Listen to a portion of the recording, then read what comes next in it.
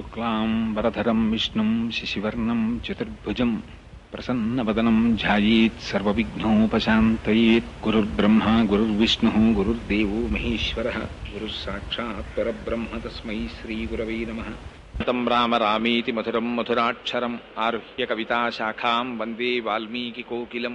శృతిస్మృతిపురాణానాం ఆలయం కరుణాలయం నమామి భగవత్పాదం శంకరం లోకశంకరం. సూక్తిం సమగ్రేతున స్వయమేవ లక్ష్మీ శ్రీరంగరాజమహిషీ మధురైకటాక్షైః వైదగ్ధ్యవర్ణగుణగుంభనగౌరవైర్యాం కండూలకర్ణకుహరాः కవయోధయంతి. వాగర్ధావివ సంపృక్తౌ వాగర్ధప్రతిపత్తయే జగతః పితరౌ వందే పార్వతీ పరమేశ్వరౌ.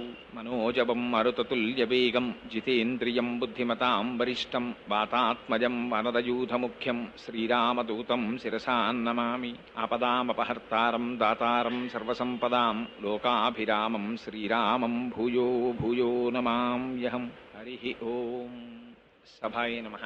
ఈనాడు rotary club joint మీటింగ్లో మాట్లాడేటటువంటి అదృష్టాన్ని కల్పించినటువంటి వారికి నా కృతజ్ఞతలు తెలియచేస్తూ, ఇప్పుడు నన్ను పరిచయం చేసేటటువంటి సమయంలో వీడు చాలా బాగా మాట్లాడతాడు అది ఇది అన్నారు, కానీ నాకు అది విన్న తర్వాత మీరు మరిచిపోయి వినండి అని మీకు మొట్టమొదటి అప్పీల్. ఎందుచేత అంటే అది దృష్టిలో పెట్టుకుని వింటే అదేమిటో వీడి గురించి ఇంత చెప్పారు, వీడు ఇలా మాట్లాడాడని మీరు అనుకుంటారు. కనుక దాన్ని మరిచిపోయి విన్నారనుకోండి ఇబ్బంది ఉండదు. ఇక అందుకని వారికి నా యందు ఉండేటటువంటి అపారమైన వాత్సల్యం చేత ఆ మాటలు చెప్పారు. కానీ నిజానికి నేను ఆధ్యాత్మిక సంబంధమైనటువంటి విషయాల్లో రామాయణ భారత భాగవతాది గ్రంథాలలో పరిశోధన చేసి ఒక్కొక్క పుస్తకం మీద జీవితాన్ని పండించుకున్నటువంటి మహాపురుషులు ఉన్నారు.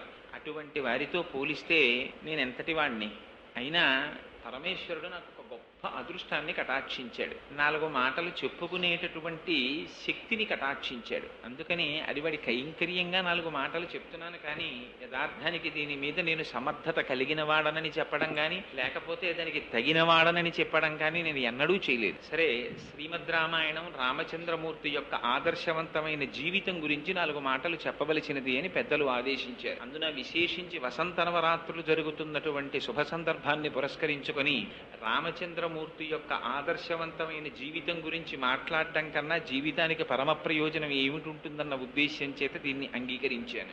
ఇప్పుడో జరిగింది రామాయణం, త్రేతాయుగంలో జరిగింది. ఆనాటి పరిస్థితులు వేరు.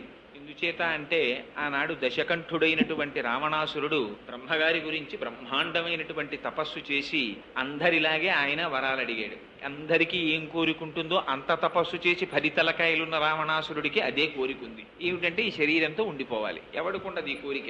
అలా కుదరదయా అన్నాడు ఆయన. అంటే పోనీ అయితే కొంతమంది చేతిలో చచ్చిపోకుండా వరం ఇమ్మన్నాడు. సరే, ఎంతమంది చేతిలో చచ్చిపోకుండా కోరుకుంటున్నావో చెప్పమన్నాడు లిస్టు. ఇది ప్రతి పురాణంలోనూ జరిగే విషయమే. అంటే ఆయన పెద్ద లిస్టు ఒకటి చదివాడు. దేవతలు, దానవులు, యక్షులు, గంధర్వులు, కిన్నెరులు, కింపురుషులు వీళ్ళెవ్వరి చేతిలోనూ మరణించకూడదన్నాడు. కానీ ఆయన మనుష్యులను వదిలేశాడు. ఎందుకంటే ఒక తృణీకార భావం, ఇంతమంది చెయ్యలేని పని ఒక మనిషి ఏం చేస్తాడని. అందుకని నన్ను అసలు మనిషిని కోరుకోవడం ఎందుకు అనుకున్నాడు, వదిలేశాడు. ఆనాటి చులకన భావం అది. అసలు మనిషి అంటే లెక్కలోనికి రానిటువంటి రోజులు. అదిగో అట్లాంటి రోజులలో వచ్చినటువంటి అవతారం రామావతారం. దాని ప్రయోజనం రావణాసురుణ్ణి సంహరించేశాడు. ఇప్పుడు చెప్పుకోవడం ఎందుకు? కలియుగంలో 2003వ సంవత్సరంలో ప్రత్యేకించి రోటరీ క్లబ్ వారి దగ్గరికి వచ్చి నేను వారికి ఏం తెలియదా, వారందరికన్నా చాలా ఆదర్శవంతమైనటువంటి జీవితాన్ని గడుపుతూ సమాజానికి ఇతోధికంగా సేవ చేస్తున్నటువంటి వారి దగ్గరికి వచ్చి రామచంద్రమూర్తి యొక్క గుణ వైశిష్ట్యాన్ని వర్ణించడం ఏమిటి అంటే, రామాయణం ఎంతకాలం జీవించి ఉంటుందో అంతకాలం మాత్రమే మానవత్వం బ్రతికుంటుంది. అది మనం చాలా జాగ్రత్తగా గుర్తుపెట్టుకోవలసిన విషయం. రామాయణం వాల్మీకి మహర్షి వ్రాశారు, కానీ ఆ తర్వాత విశ్వనాథ సత్యనారాయణ గారి వంటి కవి సామ్రాట్టుల దగ్గర నుంచి రామాయణాన్ని స్పృశించని కవి ఉండడు. ఎందుకు మళ్ళీ రామాయణం రాయడం అంటే, విశ్వనాథ సత్యనారాయణ గారే చెప్పారు, తిన్నా అన్నం ఎందుకు తింటున్నావు? నిన్న తినలా అన్నం, పొద్దున్న తినలా అన్నం, మళ్ళీ సాయంకాలం అన్నం ఎందుకు అంటే, అన్నం లేకపోతే బ్రతకవు కనుక. బాహ్యంలో శరీరం బ్రతకడం కాదు కావలసినది, లోపల మానవత్వం బ్రతకాలంటే రామాయణం జ్ఞాపకం ఉండాలి, రామాయణం వినాలి, రామాయణం చదవాలి, రాముణ్ణి 1కి 10 మార్లు ఆదర్శంగా గుర్తుపెట్టుకోవాలి. రాముడి యొక్క శీలము, రాముని యొక్క ఆ వ్యక్తిత్వము ఎంత కాలము మానవ జాతి స్మరించుకుంటుందో అంతకాలం మానవత్వం బ్రతికుంటుంది. మానవత్వం బ్రతికి లేనినాడు వాడు ఉపాధి చేత మానవుడేమో కానీ వాడికి రాక్షసుడికి తేడా ఉండదు. దానివల్ల సమాజమునకు అంతటికీ కూడా అభద్రతాభావం ఏర్పడుతుంది, ప్రమాదమునకు లోనవుతుంది. అందుచేత రాముని యొక్క దివ్య గుణములను కీర్తించని వారు ఉండరు. అసలు ఆ అవతారమే చాలా విశిష్టమైనటువంటి అవతారం. మిగిలిన అవతారాల్లో ఎప్పుడెప్పుడైనా ప్రపంచానికి మనుగడకి ప్రమాదం ఏర్పడితే సాధారణంగా మీరు ఏ పురాణం జరగండి ఒకటే జరుగుతూ ఉంటుంది. అందరూ బాధపడే వాళ్ళందరూ భూలోకంలో ఉంటారు. వాళ్ళందరి దగ్గరికి భూదేవి వస్తుంది. వచ్చి నన్ను చాలా ఇబ్బంది పెడుతున్నారయా రాక్షసుల పరిపాలనలో అంటుంది. సరే ఏం చేద్దామని వీళ్ళందరూ కలిసి బ్రహ్మగారి దగ్గరికి ఎడతారు. మొట్టమొదట ఆయన కన్సల్టెంట్ ఫిజిషియన్ లాంటి వాడు. ఆయన దగ్గరికి ఎడితే మొదట వ్యాధి ఏమిటో ఆయన నిర్ణయిస్తాడు. ఆ తరువాత స్పెషలిస్ట్ కి రిఫర్ చేస్తారు. బ్రహ్మగారు ఎప్పుడు కూడా ఇది ఉపాయం అని ఆయన చెప్పరు. మీరు కావాలంటే ఏ పురాణం చూడండి, అందులో ఉన్న అంతర్లీనమైన విషయం ఒకటే ఉంటుంది. ఈ బ్రహ్మగారు శివుడు కలిసి అందరూ కలిసి రాక్షస సంహారానికి విష్ణువు దగ్గరికి ఎడతారు. ఆయన స్థితికారుడు. వరాలు ఇవ్వడం బ్రహ్మగారు ఇచ్చేస్తుంటారు. తపస్సు చేసే వాళ్ళందరూ బ్రహ్మగారి గురించి చేస్తారు. ఇది విచిత్రం. అసలు చేస్తే ఆయన ఎవరిని ఏం కన్సల్ట్ చేయరు. ఆయన హంసవాహనం మీద ఎడతారు. వెడితే ఏం కావాలని అడుగుతారు. ఎప్పుడూ ఒకటే కోరిక అందరిది. మీరు ఏ రాక్షసుడి కథ చదవండి, వాడికి కనపడగానే వాడు ఏమడుగుతాడంటే నాకు మరణం ఉండకూడదని అడుగుతాడు. అనగానే బ్రహ్మగారు అంటారు అలా కుదరదయ్యా అంటారు. వచ్చిన జాతస్య హిద్రుహో మృత్యు ధ్రువం జన్మ మృతస్య చ, వచ్చిన వాడు వెళ్ళిపోక తప్పదు, ఇంకో విషయం అడుగంటాడు. వాడు అడగడు. వాడు మోక్షం కావాలని అడగడు, భక్తి కావాలని అడగడు. పోని వీళ్ళ చేతిలో చచ్చిపోకుండా వరం ఇస్తావా అంటాడు. అలాగే ఇచ్చానంటాడు ఆయన. వీడు సంతోషపడిపోతాడు, ఆయన వెళ్ళిపోతాడు. ఇంతే. ఎక్కడ మీరు ఏ పురాణం జరిగినా ఇదే ఉంటుంది. ఎందుకు అలా రాయడం అంటే దాని వెనకాతల రహస్యం అంతా ఉంది. ఈయన వెళ్ళిపోయిన తర్వాత వాడికి గర్వం వస్తుంది. వాడు చేసింది తపస్సు, ప్రత్యక్షమైంది బ్రహ్మగారు, పుచ్చుకున్నది వరాలు. వెంటనే గర్వం వచ్చి నన్ను చంపేవాళ్ళు లేడని వాడు నిర్ణయానికి వస్తాడు. వచ్చి ఇంకక్కడి నుంచి అల్లరి ప్రారంభిస్తాడు. మొదట ఎవరి మీద కన్ను పడుతుందంటే పాపం ఇంద్రుడు ఒక ఆయన దొరుకుతాడు. అందరూ ఆ ఇంద్రుడి మీద కెడతారు. వెళ్ళి ఆ ఇంద్రుడి యొక్క రాజ్యాన్ని వశం చేసుకుంటారు. ఎందుకంటే అది ఇరాక్ లాంటిది. అక్కడ ఆయిల్ ఉందని బుష్ వెళ్ళినట్టే అది అమరావతి. మీకు కథ మారుతుంది, జీవితాలు ఎప్పుడు అలాగే ఉంటాయి. అందుకని వీడి దగ్గర అస్త్ర సంపద ఉంది కాబట్టి వాడు అమరావతి మీద కెడతాడు. వెళ్ళి ఇంద్రుడిని రాజ్యభ్రష్టుణ్ణి చేస్తాడు. చేసి ఆక్రమించుకుంటాడు. అప్పుడు భూలోకంలో ఉన్న వాళ్ళకి దేవలోకంలో ఉన్న వాళ్ళు కలుస్తారు. కలిసి వీళ్ళందరూ మొరబెట్టుకుంటారు స్థితికారుడైన శ్రీ మహావిష్ణువుతో. స్వామి నువ్వు ఎప్పుడు వస్తావయ్యా, ఈయన చాలా అల్లరి చేస్తున్నాడు అంటారు. ఆ లిస్ట్ ఏమిటని ఆయన బ్రహ్మగారిని అడుగుతాడు. అడిగితే బ్రహ్మగారు చెప్తారు, ఇదిగో ఏదో ఆయన అడిగాడండి, మనుష్యుడి చేతిలో చచ్చిపోను, పగల చచ్చిపోను, రాత్రి చచ్చిపోను, ఇంట్లో చచ్చిపోను, బయట చచ్చిపోను, గోల్డ్ ఉన్నవాడితో చచ్చిపోను, గోల్డ్ లేని వాడితో చచ్చిపోను, ఇలా ఓ పెద్ద లిస్ట్ అడిగాడు, ఇచ్చానంటాడు. మీరు ఎప్పుడైనా చూడండి విష్ణువు బ్రహ్మగారిని దెబ్బలాడ్డావు, నువ్వు ఎందుకు ఇచ్చావు ఈ వరాలు అసలు అని అడగడు. ఆయన ఎగ్జామ్షన్ ఆలోచిస్తాడు. ఇంట్లో చచ్చిపోకూడదు, బయట చచ్చిపోకూడదు, గడప కదా, పగల చచ్చిపోకూడదు, రాత్రి చచ్చిపోకూడదు, అసుర సంధ్య వేళ కదా, మనిషి చేతిలో చావకూడదు, జంతువుల చేతిలో చావకూడదు, మనిషి జంతువు కాని నృసింహావతారం కదా, ఇన్ని ఆలోచించి ఆయన వస్తాడు. వచ్చి ఇన్ని కోరికలు వినివాడు చచ్చిపోతాడు. అది విచిత్రం. దీనికి అవతారాలు వస్తాయి. వీడు ఇంత తపస్సు చేసి సాధించేది ఏమిట్రా అంటే చిట్ట చివరికి ఎవడైనా ఇలాగే పోతుంటాడు. అలాగే రావణాసురుడు పోయాడు. అయితే రామచంద్రమూర్తి అవతారం మాత్రం విచిత్రం. ఎందుకనంటే అసలు ఎవరెళ్ళి అడగలేదు విష్ణువుని. ఓ శ్రీ మహావిష్ణువా నువ్వు వచ్చి మమ్మల్ని రక్షించమని అడిగిన వాళ్ళు లేరు. కేవలంగా దశరథ మహారాజు గారు నాకు కొడుకులు లేరు, కొడుకుని కనాలి అని చెప్పి ఆయనకు ఒక కోరిక కలిగింది. కోరిక కలిగి ఒక పెద్ద అశ్వమేధ యాగం అనేటటువంటి యాగాన్ని మొదలెట్టాడు. యాగాన్ని మొదలెట్టిన తరువాత ఓ పెళ్లికి వెళ్ళామనుకోండి, నలుగురు కలుస్తారు. అందరికీ కామన్ సబ్జెక్ట్ ఏదో దొరుకుతుంది, దాని మీద చర్చ చేస్తారు. అలాగే అక్కడికి వచ్చినటువంటి వాళ్ళందరూ కూర్చుని వాళ్ళందరికీ ఆనాడు పడుతున్నటువంటి బాధల గురించి మాట్లాడుకుంటున్నారు. ఏమిటా బాధ అంటే రావణాసురుడు పెట్టేటటువంటి బాధే. చాలా ఇబ్బంది పెట్టేస్తున్నాడండి. అంటే వాయువు అన్నాడు నన్ను గట్టిగా వీచనివ్వట్లేదన్నాడు. సూర్యుడు అన్నాడు నన్ను గట్టిగా ప్రకాశించనివ్వడన్నాడు. నీరంది నన్ను ఇంతకన్నా ప్రవహించకూడదంటున్నాడంది. ఇలా ఎవరి బాధలు వాళ్ళు చెప్పుకుంటున్నారు. ఇంతలో బ్రహ్మగారు వచ్చారు పైనుంచి. బ్రహ్మగారంటే ఇంటి పెద్ద. ఆయన్ని చూడగానే అందరూ లేచి నిలబడి నమస్కారం చేశారు. నమస్కారం చేసి ఓ మాట చెప్పారు. భగవంత ప్రసాదేన రావణో నామరాక్షస సర్వాన్నో బాధతే వీర్యఛాసితం తన్న శక్నుమః. స్వామి మీరు వరాలు ఇచ్చారు కదా, రావణాసురుడు మమ్మల్ని చాలా బాధ పెట్టేస్తున్నాడండి అన్నారు. అంటే బ్రహ్మగారు అన్నారు నాకు తెలిసయ్యా, ఇచ్చింది నేనే కదా వరం, వాడు చాలా బాధ పెడుతున్నాడన్న విషయం కూడా నాకు తెలుసు. కానీ వాడిని దాన్ని నిర్జించడానికి శ్రీ మహావిష్ణువు వస్తారు. కంగారు పడకండి. ఎప్పుడెప్పుడు భాగవతులు బాధపడతారో ఆనాడు భగవానుడు వస్తాడు. అనేంతలో ఏతస్మిన్నంతరే విష్ణు రూపయాతో మహాద్యుతి శంఖచక్ర గదాపాణి పీతవాస జగత్పతి అన్నారు వాల్మీకి మహర్షి. అంతటా ఉన్నవాడే విష్ణువు. విష్ణువు లేకపోవడం ఉండదు. ఇప్పుడు కూడా ఉన్నాడు ఆయన. ఇదంతటా ఉన్నాడు. ఉన్నవాడే అక్కడ కనపడ్డాడు. ప్రకటంగా కరచరణాదులతో ఆవిర్భవించి వరం ఇచ్చాడు. ఏమని వరం? నేను వస్తున్నానయ్యా, వచ్చి హత్వాక్రూరం దురాత్మానం దేవర్షీణాం భయావహం దశవర్ష సహస్రాణి దశవర్ష శతాని చ అన్నాడు. ఆ రాక్షసుడైనటువంటి రావణాసురుణ్ణి నిర్జిస్తాను, తర్వాత 11,000 సంవత్సరములు ఈ భూభారం వహిస్తానన్నారు. ఏమి ఎవరడిగారు? 11,000 సంవత్సరాలు పరిపాలించడం ఎందుకు అంటే, అప్పటికి మనుష్య జాతి ఎన్ని కష్టాలు పడిందంటే రావణాసురుడి పరిపాలనలో అసలు మనిషిగా బ్రతకడం మర్చిపోయారు. మళ్ళీ మనిషి యొక్క ఔన్నత్యం ఏమిటో చెప్పడానికి 11,000 సంవత్సరములు పరిపాలిస్తానన్నాడు. అందుకొచ్చింది రామరాజ్యం. అందుకని 11,000 సంవత్సరములు పరిపాలిస్తానని వరమిచ్చి దశరథ మహారాజు గారికి తాను కుమారుడనై జన్మిస్తున్నానని తనంత తానుగా ఆయన ప్రకటించుకున్నారు. తత పద్మపలాసాక్ష కృత్వాత్మానం చతుర్విధం పితరం రోచయామాస తథా దశరథం నృపం అన్నారు వాల్మీకి మహర్షి బాలకాండలో. నేనే నలుగురిగా వస్తున్నాను అన్నారు. రామ లక్ష్మణ భరత శత్రుఘ్నులు నలుగురు శ్రీ మహావిష్ణువే. నేను దశరథ మహారాజు గారిని తండ్రిగా వరించి వస్తున్నాను అన్నారు. అందుకని ఆయనకి దాశరథి అని పిలిస్తే చాలా సంతోషంట. మనకి రాముడు నేర్పినటువంటి మొట్టమొదటి పాఠం జీవితంలో గుర్తు పెట్టుకోవలసింది ఇది. మనకి ఒక లక్షణం ఉంటుంది. మనకంటే మీ వంటి పెద్దలకి కాదు, నా వంటి వాడిని దృష్టిలో పెట్టుకుని వినండి. తను వృద్ధిలోకి వచ్చాడు అనుకోండి, తన గురించి చెప్తే సంతోషం. తనని కన్నవాడు ఒక ఎలిమెంటరీ స్కూల్ హెడ్ మాస్టర్ గారు అనుకోండి, ఆ తండ్రి గారి పేరు చెప్పడానికి కొంచెం సిగ్గుపడతాడు. బురదలోంచి తామర పువ్వు పుడుతుంది, కానీ బురదలోనే ఉంటుంది. బురదలో ఉండడం గర్వకారణంగా ఫీల్ అవుతుంది తప్ప తన తండ్రి గురించి చెప్పడానికి సిగ్గుపడే వాళ్ళు ఉన్నారు దేశంలో. తన తల్లి గురించి చెప్పుకోవడానికి సిగ్గుపడే వాళ్ళు ఉన్నారు దేశంలో. తన మామగారి పేరు చెప్పడానికి సిగ్గుపడే ఆడబడుచులున్నారు ఈ దేశంలో. తన అత్తగారి గురించి చెప్పుకోవడానికి సిగ్గుపడే ఆడవాళ్ళు ఉన్నారు ఈ దేశంలో. రామాయణం చదివితే ఈ సిగ్గు పోతుంది. తను మనిషి పుట్టినందుకు తనని తాను ఎలా 10 మందిలో చెప్పుకోవాలో అర్థం అవుతుంది. తన తండ్రి గురించి ముందు చెప్పుకున్నాడు దాశరథి అని. అందుకే రామదాసు గారు దాశరథి శతకం రాస్తే పద్యాలు రాసిన వాటికి మకుటం దొరకదండి. ఇంకొక మకుటం పెట్టలా. దాశరథి కరుణాపయోనిధి అని పిలిచారు. దశరథ మహారాజు గారి కుమారుడా అని పిలిస్తే ఆయన ఉలిక్కి పడి చూస్తాట. ఆ తండ్రి పేరు చెప్తే అంత ఇష్టం. ఎందుకని? రాముడికి ఇష్టమని కాదు అక్కడ అర్థం.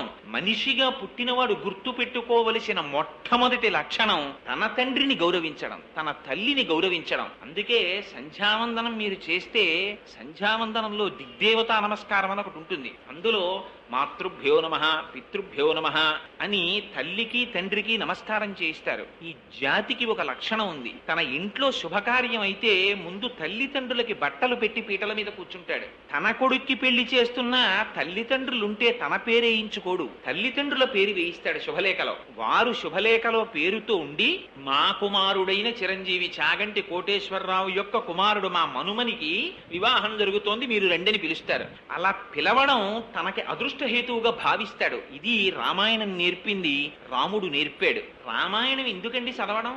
రామాయణం ఎందుకు వినడం?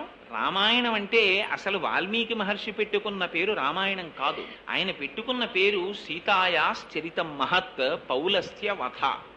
ఇది ఆయన పెట్టుకున్న పేరు. కానీ దాన్ని రామాయణం చేశారు తరువాత. ఇవాళ ఏమండి సీతాయాశ్చరితం మహత్ చెప్తాను నేను అంటే అది ఏ పుస్తకం అండి అని అడుగుతారు చాలా మంది. కానీ రామాయణం చెప్తున్నారండి అంటే వెంటనే అర్థం అవుతుంది. ఎక్కడి నుంచి వచ్చింది ఈ పేరు? ఆయనము అంటే కదలిక అని అర్థం. కాలం రెండుగా కదులుతుంది. అదే ఉత్తరాయణము దక్షిణాయనము అని మనం పిలుస్తూ ఉంటాం. ఆయనం అంటే కదలిక. రాముడి కదలికట రామాయణం అంటే. ఏమిటి రాముడి కదలికకి అంత గొప్పతనం ఏమిటి? మనం కదలటల్లా, మన కాలు తీసి అలా వేస్తే కదలిక. కానీ రాముడు కదిలితే రామాయణం అని దాన్ని ప్రత్యేకం పిలిచారు. ఏం అలా పిలవడం ఎందుకు? రాముడి కదలికలో ఒక గొప్పతనం ఉంది. మన కదలిక లాంటి కదలిక కాదు రాముడి కదలిక. రాముడు ఒక కాలు తీసి వేస్తే సత్యం, ఇంకొక కాలు తీసి వేస్తే ధర్మం. సత్యాన్ని ధర్మాన్ని 2 పాదములుగా పెట్టుకుని నడిచాడు ఆయన. ప్రతి మనిషి మనిషి ఇలా నడవాలనేటటువంటిది రాముని యొక్క జీవితంలో ఉన్న సందేశం. అందుకే రాముడికి మిగిలిన వాటితో సంబంధం ఉండదు. రాముడికి కావలసింది జీవితంలో ఎప్పుడూ సత్యము ధర్మమే. ఇది ఎక్కడ ప్రారంభమైందో తెలుసా అండి విచిత్రం? బాలకాండలో దశరథ మహారాజు గారు కూర్చుని కొడుక్కి పెళ్లి చేయాలని ఆయనకు ఆలోచన వచ్చింది. ఆలోచన వచ్చి మంత్రులతోటి దగ్గర ఉన్నటువంటి ఋషులతోటి వశిష్ఠ మహర్షితోటి మాట్లాడుతూ ఒక మాట అన్నారు. నాకు పిల్లలు పుట్టారు, 9 కుమారులు, వాళ్ళకి యుక్త వయస్సు వచ్చింది, వివాహం చేద్దాం అనుకుంటున్నాను అన్నారు. ఇలా ఆయన అన్నారు. తస్య చింతయమానస్య మంత్రి మధ్యే మహాత్మనః అభ్యాగచ్చన్ మహాతేజ విశ్వామిత్రో మహారుషి అన్నారు వాల్మీకి. ఇలా అనుకున్నారయ్యా పెళ్లి చేద్దామని, విశ్వామిత్రుడు వచ్చాడన్నారు. వెంటనే అక్కడ ద్వారపాలకులు పరిగెత్తుకొచ్చి మహాప్రభో విశ్వామిత్రుడు వచ్చాడన్నారు. విశ్వామిత్రుడు అంటే అప్పటి వరకు కోపానికి ప్రతీక, శాపానికి ప్రతీక. భయపడి దశరథ మహారాజు గారు పరిగెత్తుకుంటూ వెళ్లారు, పాదోదకం ఇచ్చారు, తీసుకొచ్చారు, ఉచితాసనం మీద కూర్చోపెట్టారు. అసలు అడగల విశ్వామిత్రుడు ఏమీ నోరు విప్పి. ఈయనకే భయం లోపల. కోపిష్టివాడు ఎవరైనా ఇంటికి వచ్చాడనుకోండి ఏమంటాడో అని ముందు ఈయనే మాట్లాడేశారు. మీరు రావడమే చాలా గొప్పండి, మీరు వచ్చారు, ఎంత అదృష్టం మాకు, మీకు ఉచితాసనం బాగుందా, మీకు ఏం కావాలి, మీకు ఏం కావాలంటే అది ఇచ్చేస్తాను, మీకు ఏం కావాలో చెప్పండి, మీకు సేవ చెయ్యడమే నా జన్మకి గొప్ప అదృష్టం అన్నాడు. అన్ని విని ఆయన అన్నాడు, అబ్బా ఎందుకంటే అన్ని విషయాలు చెప్తున్నారు. అహం వేద్మి మహాత్మానం రామం సత్యపరాక్రమం వశిష్ఠోపి మహాతేజ ఏచే మే తపసి స్థితాః అన్నాడు. ఒక సామాన్యుడు మాట్లాడడానికి, ఒక ఋషి మాట్లాడడానికి ఎంత తేడా ఉంటుందో చూడండి. నాకు విషయం తెలిసయ్యా, రాముడు గొప్ప సత్యవాది, ధర్మాత్ముడు, సాక్షాత్తు పరబ్రహ్మం. ఇది నేను చెప్పడం కాదు, వశిష్ఠాదులకి కూడా తెలిసి విషయం అన్న. ఈ విషయం అంటే సంతోషించాలా దశరథ మహారాజు గారు, ఉలిక్కి పడాలా? ఆయన ఉలిక్కి పడ్డాడు. కొంప తీసి రాముణ్ణి పొగుడుతున్నాడు ఏమిటి, ఆయన్ని గాని ఇమ్మంటాడా ఏమిటని. ఎందుకంటే ఆయనకి పుత్రవాత్సల్యం, కొడుకుని ఇమ్మంటాడేమోనని భయం. అందుకని ఆయన అన్నాడు, ఇవ్వను అని ముందే చెప్తే ఇప్పటిదాకా ఇస్తానన్నామంటాడేమోనని. ఊనషోడశ వర్షో మే రామో రాజీవలోచన నయుద్ధ యోగ్యత మస్య పశ్యామి సహరాక్షసై అన్నాడు. యాగం చేస్తున్నానయ్యా, దాన్ని రక్షించడానికి మీ పిల్లలిద్దరినీ పంపిస్తా ఏమిటన్నాడు ఆయన. ఇప్పటి వరకు ఏం కోరితే ఇస్తానన్నాడు దశరథ మహారాజు గారు. తీరా రామలక్ష్మణులు నిమ్మంటే ఇవ్వను అంటే విశ్వామిత్రుడు చెప్పిస్తాడేమోనని చిన్న శ్లేష మొదలెట్టాడు అందులో. ఊనషోడశ వర్షో మే రామో రాజీవలోచన. మా అబ్బాయికి ఇంకా 16 ఏళ్లు కూడా రాలేదండి, పైగా వాడి కళ్ళు తామర పువ్వులు లాంటివి అన్నాడు. ఆయన అడిగాడా ఈయన కళ్ళు ఎలా ఉంటాయని. ఈయనే చెప్తాడు మా అబ్బాయి కళ్ళు తామర పువ్వులని. ఎందుకంటే తామర పువ్వు సూర్యాస్తమయం అయితే ముకుళించుకుంటుంది, రాత్రి అయితే మా అబ్బాయికి నిద్ర వస్తుంది. పిల్లాడు చూడండి, క్వార్టర్లీ వచ్చినా సరే 5వ క్లాస్ వాడు చదువుతాడు, పడుకుంటాడు వాడు. రాత్రి అయితే పడుకుంటావు, తెల్లారకట్ట లేవో, నీకు మార్కులు ఎలా వస్తాయని అమ్మ బాధపడుతూ ఉంటుంది. అలా ఈయన కూడా ఎంత అందంగా చెప్పాడంటే, రామో రాజీవలోచన, మా అబ్బాయి కళ్ళు తామర పూలండి, రాత్రి అయితే నిద్రపోతాడు, రాత్రి అయితే యుద్ధం చేస్తారు రాక్షసులు, మా అబ్బాయి మీకెందుకండి అంటే చెప్పిస్తాడేమోనని రామో రాజీవలోచన, మా అబ్బాయి కళ్ళు తామర పూలండి, మా అబ్బాయి కళ్ళు తామర పూలండి అని మొదలెట్టాడు. నేను వస్తాను, పిల్లాడు వాడేం యుద్ధం చేస్తాడని. ఆయన అన్నాడు, నువ్వేం రావక్కర్లేదో, మీ అబ్బాయిని పంపించు చాలన్నాడు. కాదనడానికి భయం, ఇవ్వకపోతే ఉపద్రవం. పాపం ఏడుపు వచ్చినంత పని అయిపోయింది దశరథ మహారాజు గారికి. ఆ సమయంలో లేచాడు వశిష్ఠ మహర్షి. లేచి ఉన్న మాట చెప్పేశాడు. ఏమనుకుంటున్నావో, విశ్వామిత్రుడు అంటే సామాన్యుడు కాడు, ధనుర్వేదం అంతా తెలుసు. నా మాట విని దశరథ రాముణ్ణి పంపించు అన్నాడు. వెంటనే సపుత్రమూర్ధ్యుపాఘ్రాయ రాజా దశరథ ప్రియం దదౌ కుశికపుత్రాయ సప్రీతేన అంతరాత్మన. రామాయణం అంతా ధర్మమేనండి. బ్రహ్మస్థానమునందు ముద్దు పెట్టుకున్నట్టు. ఒక వయసు వచ్చినటువంటి పిల్లల్ని ఎక్కడ పడితే అక్కడ ముద్దు పెట్టుకోకూడదు. అందుకని బ్రహ్మస్థానమునందు ముద్దు పెట్టుకుని పంపించట. పంపిస్తే తీసుకెళ్లాడు. రాముడు నాన్నగారు నన్ను ఎందుకు పంపిస్తున్నారండి అని అడగలేదు. లక్ష్మణుడు రాముణ్ణి అనుసరించి వెళ్ళిపోయాడు. విశ్వామిత్రుడు రండి నా వెంట అన్నాడు. రండి నా వెంట అన్నప్పుడు రథం ఎక్కడమో, కారు తీసుకురావడమో ఇలాంటివి ఉండవు. మహర్షుల వెనకాతలు వెళ్ళేటప్పుడు ఆయన వచ్చారు, వెనకాతలు వెళ్ళిపోవడమే. పదండి పిల్లలు అన్నాడు విశ్వామిత్రుడు. బయలుదేరారు వెనకాతల. ముందు ఆయన నడుస్తున్నాడు, వెనక పిల్లలు నడుస్తున్నారు. ఎంతసేపు నడిచారో తెలుసా అండి? 12 మైళ్ళ దూరం ఆపకుండా నడిపించేశాడు. 12 మైళ్ళు నడిచేటప్పుడు కూడా ఎక్కడ లక్ష్మణుడు రాముడిని అడగలేదు, రాముడు విశ్వామిత్రుడిని అడగలేదు. ఏమంటే ఎక్కడికి ఎడుతున్నామండి మనం, ఎందుకు ఇంత దూరం నడిపిస్తున్నారు, మనం ఏ ఊరెడుతున్నామని కూడా వాళ్ళు అడగలేదు. 12 మైళ్ళు పుత్రకామేష్టి చేస్తే 60,000 సంవత్సరముల వయస్సు కలిగిన దశరథ మహారాజు గారికి పుట్టి ఎండకన్నెరుగునటువంటి జీవితాన్ని కడికి హంసతూలికా తల్పముల మీద పడుకున్న రామచంద్రమూర్తి ఎంతటి ధర్మ నిష్ఠాగరిష్ఠుడంటే, ఎదురుగుండా మహర్షి నడుస్తున్నారు, అంతే పరమ ప్రయోజనం. ఆయన వెనకాతల నడిచి వెళ్ళిపోయారు. వెళ్ళిపోతే చీకటి పడింది. పిల్లల వంక చూశాడు విశ్వామిత్రుడు. చూసి అలసట చెంది ఉన్నారు. ఆపాడు. ఆపి, రామ గృహాణవత్స సలిలం మా భూత్కాలస్య పర్యత, నీకు మంత్రోపదేశం చేస్తానోయ్, ఆచమనం చెయ్యన్నాడు. ఏమిటి ఆ మంత్రాలు? మంత్రగ్రామం గృహాణత్వం బలాం అతిబలాంస్తథ అన్నారు వాల్మీకి మహర్షి. అవి ఏకంగా మంత్రముల యొక్క సమూహములట. ఆ మంత్రాలు ఉపదేశం పొందితే ఏమవుతుంది అంటే, నచ సుప్తం ప్రమత్తం వా దర్శయిర్షంతి నైరుతాహ అన్నారు. అసలు ఆకలి ఉండదు, దాహం ఉండదు, అలసట ఉండదు, రాక్షసులు నిర్జించలేరు, అటువంటి బలం పొందుతావు. అందుకని ఈ మంత్రాల్ని నీకు ఉపదేశిస్తున్నాను అన్నారు. ఆ మంత్రాల్ని ఉపదేశం పొందాడు. తాను లక్ష్మణుడికి ఉపదేశించాడు. గడ్డి తీసుకొచ్చి నేల మీద వేసి దీని మీద 2 పిల్లలు కలిసి పడుకోండి అన్నాడు విశ్వామిత్రుడు. 2 పిల్లలు రాముడు లక్ష్మణుడు కలిసి పడుకున్నారు. ఎలా పడుకున్నారంటే, ఏమిటో హంసతూలికా తల్పాలు అలవాటైపోయి బొత్తిగా తీసుకొచ్చి ఇలా గడ్డి మీద పడుకోబెట్టాడండి, మమ్మల్ని నిద్ర పట్టక అటు ఇటు దుర్లుతూ పడుకోలేదుట.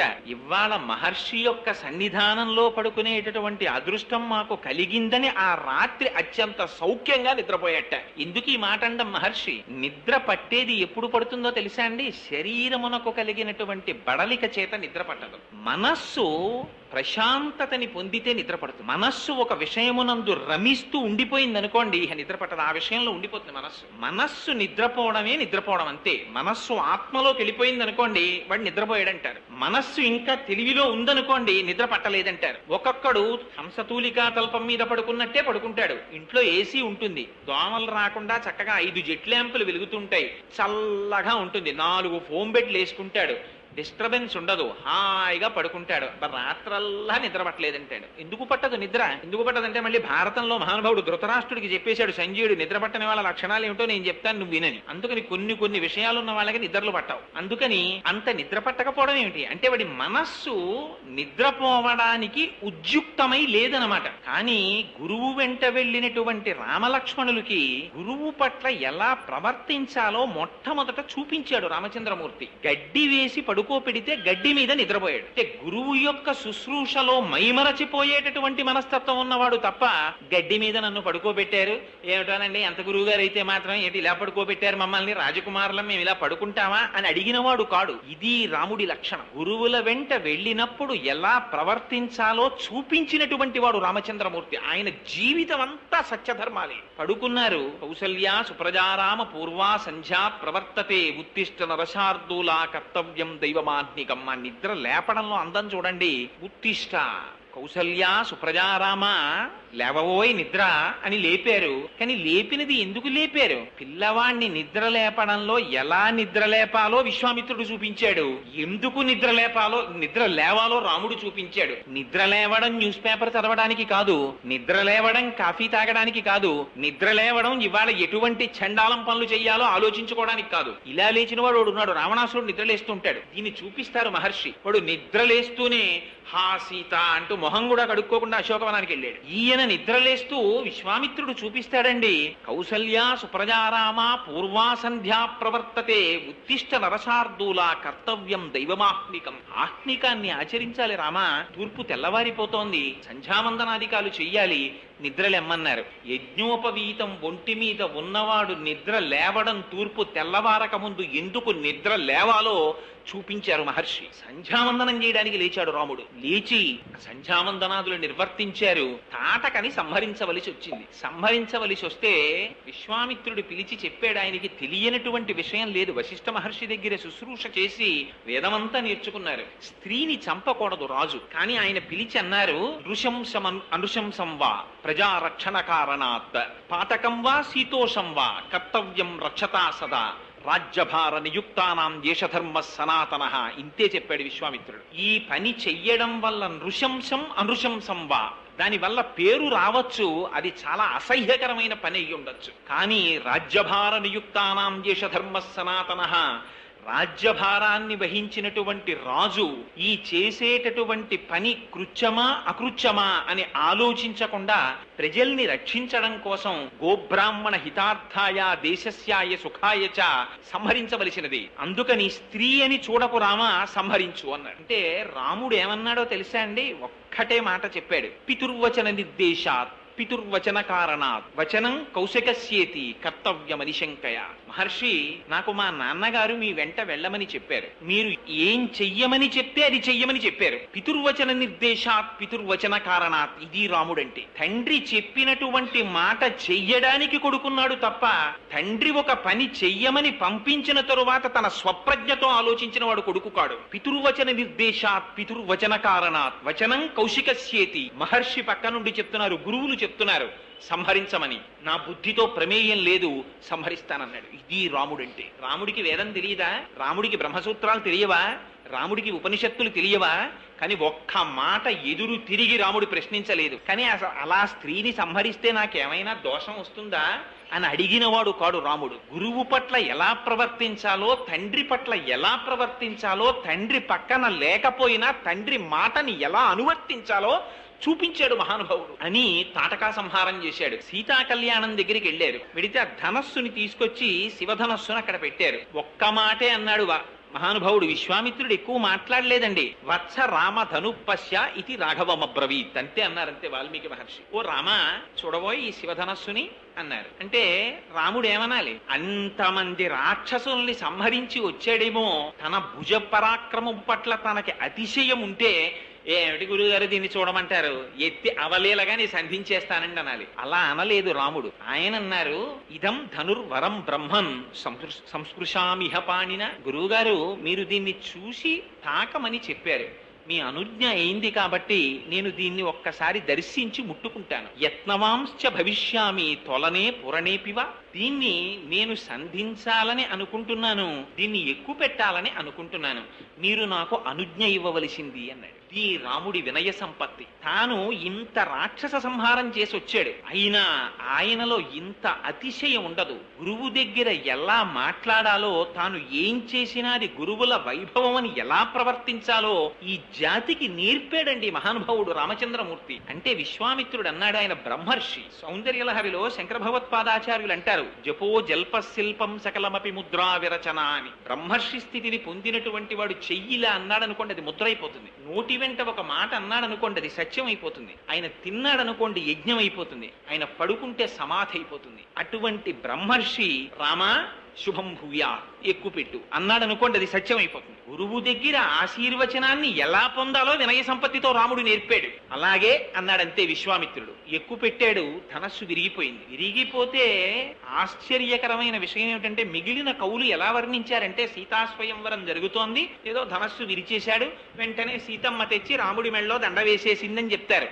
వాల్మీకి మహర్షి అలా చెప్పలేదండి. బాలకాండలో ధనస్సుని విరిచేయగానే జనక మహారాజు గారు సింహాసనం నుంచి లేచి ఒక అద్భుతమైన మాట అన్నాడు. అత్యద్భుతమచింత్యంచ అతర్కితమిదమ్య. ఏమి పరాక్రమం అయ్యా రాముడిది! ఎవరు శివధనస్సు నిక్కు పెడతారో వాళ్ళకి పిల్లనిస్తానని మాటనిచ్చాను, అందుకని నా కూతుర్ని రాముడికి ఇస్తాను. కానీ ఈ మాట దశరథ మహారాజు గారికి కబురు చేస్తానన్నాడు. ఇది మనం నేర్చుకోవలసిన విషయం. తాను ఎంత గొప్పవాడు కానివ్వండి, తాను ఎంత చదువు చదవనివ్వండి, తను ఎంత పెద్ద ఉద్యోగంలోకి వెళ్ళనివ్వండి, తన భార్యని తానించుకున్న నాడు, తన భర్తని తానించుకున్న నాడు వాడు మళ్ళీ ఎల్కేజీకి వచ్చేసినట్టు లెక్క. ఎందుచేత ఎంత స్థితికి వెళ్ళినప్పటికీ తన తల్లిని, తన తండ్రిని, తన గురువుని జ్ఞాపకానికి తెచ్చుకున్నవాడు, ఒక్కొక్క మెట్టు ఎక్కుతున్నవాడు 99 మెట్లెక్కి నాచు మెట్టు మీద కాలు వేసి జారిపోయిన వాడితో సమానం. తండ్రి గౌరవాన్ని నిలబెట్టాడు రామచంద్రమూర్తి. జనకుడు దశరథ మహారాజు గారి ప్రతిష్టని నిలబెట్టాడు. తండ్రికి కబురు చేశారు. ఆ దశరథ మహారాజు గారు వచ్చారు. వచ్చి ఏమి మాట్లాడుకున్నారో తెలుసా అండి? దశరథ మహారాజు గారు, జనక మహారాజు గారు ఇద్దరు సింహాసనాల మీద కూర్చుని, ఏమండి మీకెంత రాజ్యం ఉంది, మీకెంత రాజ్యం ఉంది, మీ కోశాగారంలో ఎంత డబ్బు ఉంది, మీ కోశాగారంలో ఎంత డబ్బు ఉంది, మీకు పిల్లలెందరు, మాకు పిల్లలెందరు, ఇవి మాట్లాడుకోలేదు. అసలు వాళ్ళిద్దరూ మాట్లాడుకోలా, పురోహితులు మాట్లాడారు. ఎందుకంటే ఆశ్చర్యం ఏమిటంటే, పురోహితుడు అన్నవాడు అబద్ధం ఆడకూడదు. ఎంత ఋషులో చూడండి, యువతల పక్కన విశ్వామిత్రుడున్నాడు, వశిష్ఠుడున్నాడు, అటుపక్కన సాక్షాత్తుగా శతానందుల వారు ఉన్నారు, గౌతమ మహర్షి యొక్క కుమారుడు. ఆయన జనక మహర్షి వంశాన్ని చెప్పారు, ఈయన దశరథ మహారాజు గారి వంశం చెప్పారు. ఈ వంశమునకు ఈ వంశము సరిపోయిందన్నారు. చూడవలసినది అది. మనకి నేర్పిందండి రామాయణం, ఎలా బ్రతకాలో నేర్పింది. మేము 70,000 మీద ఉన్నాం, వాళ్ళు అంతలో ఉన్నారా అని అడిగినది రామాయణం కాదు, అది మన జాతి కాదు. వాళ్ళు ఎంతలో ఉన్నారని అడగడం, వాళ్ళకి ఆడపిల్లలు ఉన్నారండి అంటే అది ఒక పెద్ద డిస్క్వాలిఫికేషన్ గా భావించడం, ఆడపిల్లలందరూ పెళ్లిళ్ళై దూరంగా వెళ్ళిపోయారా, వాళ్ళకి ఇచ్చేవన్నీ ఇచ్చేశారా, ఒక్కతే ఆడపిల్ల అయితే అన్ని అమ్మాయికే వస్తాయన్నమాట. నాన్నగారికి ఏమైనా కొంచెం దీర్ఘకాలిక అనారోగ్యం ఉంది, ఎంత తొందరగా పోతారో అని ఆనందంగా మాట్లాడిన మాటలు రామాయణాన్ని నమ్ముకున్న జాతి మాటలు కావు అవి. వాళ్ళు మాట్లాడుకున్నవి ఎంతసేపు వంశాలు చూశారంతే. చూసి కన్యాదానం చేస్తూ ఎంత గొప్ప మాట అన్నాడో తెలుసా అండి జనకుడు. ఇయం సీత మమ సుత సహధర్మచిరీతవ ప్రతీచ్ఛ చైనాం భద్రంతే పాణిం గృహ్ణీష్వ పాణిన పతివ్రత మహాభాగా ఛాయేవానుగతా సదా. రామా, ఈ పిల్లని నీకు ఎందుకు ఇస్తున్నానో తెలుసా? అమ్మయ్య, మా అమ్మాయిని నువ్వు చేసుకుంటున్నావని తాబేదారుగా నిలబడి మాట్లాడలేదు జనక మహర్షి, తలెత్తుకుని మాట్లాడాడు. ఇయం సీత, ఈవిడ సీత. ఒక చోట అయితే అన్నారు, అసలు సీతమ్మ తల్లి సభలోకి వచ్చేటప్పటికి రాముడికి కనపడలేదు ఏమీని. ఎందుకు కనపడలేదంటే ఆవిడ సాక్షాత్తుగా భూమిలోంచి వచ్చిన అయోనిజ. శ్రీరంగ హర్మ్య తవమంగళ దీపరేఖాం అంటారు పరాశర భట్టర్లు శ్రీగుణరత్న కోశంలో. దీపాలకి దీపం ఆ తల్లి. ఆవిడ కాంతిలో రాముడికి అసలు సీత ఎక్కడుందో కనపడలేదట. జనక మహారాజు గారు చెప్పవలసి వచ్చింది, ఇదిగో సీతని. ఇయం సీత మమసుత. ఆ తల్లి నాకు కూతురై జన్మించి జానకి అని పేరు పెట్టుకుని జనకుణ్ణి నన్ను ఉద్ధరించిందయా అని ఆవిడ చెయ్యపట్టి ప్రతీచ్ఛ చైనాం భద్రంతే పాణిం గృహ్ణీష్వ పాణిన. ఈవిడ పాణిని నీ పాణితో స్వీకరించు. దీని కొరకో తెలుసా? కామపత్నిగా కాదు, ధర్మమునందు నీతో కలిసి అనువర్తిస్తుంది ఈమె. ఈమె పతివ్రత. ఈనాటి నుంచి ఈమె చేసేటటువంటి పూజలు తన కొరకు చేసేటటువంటి పూజలు కావు. మీరొక్క విషయం జ్ఞాపకం పెట్టుకోండి. నేను ఇంత పరుషంగా మాట్లాడానని మీరు అనుకోవద్దు. మీరు ఇవాళ దేవాలయానికి వెళ్ళండి, ఎంత ఆశ్చర్యకరంగా ఉండండి. వాడు అభిషేకం చేసుకోవడానికో ఓ రూపాయి పావలా ఇచ్చి పూజ చేసుకోవడానికో వస్తాడు. వీడి అసాధ్యం కూడా అక్కడికి వచ్చి చెప్తాడు వీడి గోత్రం. ఆత్రేశ గోత్రస్య కోటేశ్వరరావు శర్మనామధేయస్య. పోని పాపం ఆయన ఏదో ఆ వరుణి గుచ్చుకుని లోపలికి వెడదాం అనుకుంటాడు. మా ఆవిడ పేరండి సుబ్రహ్మణ్యేశ్వరి, అది చెప్తాడు. మా అబ్బాయి పేరండి, ఇది చెప్తాడు. మా అమ్మాయి పేరండి, అది చెప్తాడు. మా మేనల్లుడి పేరండి, అవి చెప్తాడు. 14 మంది పేర్లు చెప్పి రూపాయి పావలా దక్షిణ ఇచ్చి అక్కడ కూర్చుంటాడు. అది అనకూడదని కాదు, దానికి ఒక పద్ధతి ఉంది. యజమాని పేరు చెప్తే చాలు. ఆత్రేశ గోత్రస్య కోటేశ్వరరావు శర్మ నామధేయస్య ధర్మపత్ని సమేతస్య సకుటుంబస్య సపరివారస్య అని చెబితే అందులోకి అందరూ వెళ్ళిపోతారు. ఇంకా మళ్ళీ యజమాని పేరు చెప్పి భార్య పేరు చెప్పి, లేకపోతే భర్త కన్నా తాను గొప్పదాన్నని భార్య పేరు మీద పూజ చేయించుకుని, అల్లుడు బతికుండగా మనవడి పేరు మీద పూజ చేయించి, ఇది మన జాతి లక్షణాలు కావు. ఎవరు ఎంతవరకో అంతవరకే నేర్పింది భారతీయ సాంప్రదాయం. దీన్ని చూపించాడు దశరథ మహారాజు గారు, దీన్ని చూపించాడు జనక మహారాజు గారు. ఈవిడ పతివ్రత, మహాభాగా. ఇప్పటి వరకు పూజలు ఎందుకు చేసిందో తెలుసా? కన్నెపిల్లగా ఉన్నప్పుడు తగిన వరుడు రావాలని చేసింది. ఇప్పుడు ఎందుకు పూజలు చేస్తుందో తెలుసా? ఆవిడ పతివ్రత, నీ ఉన్నతి కోసం పూజ చేస్తుంది. ఆవిడ అడుగు తీసి అడుగు వేస్తే దేనికేస్తుందో తెలుసా? నీ యశస్సుని నిలబెట్టడానికి ప్రవర్తిస్తుంది, నీ కీర్తిని ఇనువడింప చేస్తుంది. అటువంటి తల్లిని నీకు ధర్మక్షేత్రంగా ఇస్తున్నాను రామా. ఎంత పదిలంగా కాపాడుకుంటావో. భారతీయ ధర్మం రామాయణం నేర్పిందండి భార్యను ఎలా చూసుకోవాలో. భార్యని చిట్ట చివర వాల్మీకి మహర్షి అంటారు, పతివ్రత మహాభాగా ఛాయేవానుగతా సదా. నీడ మనిషిని ఎలా అనువర్తిస్తుందో అలా అనువర్తిస్తుందయా సీతమ్మ నీతో అని ఇచ్చారు. పాణిగ్రహణం చేశాడు.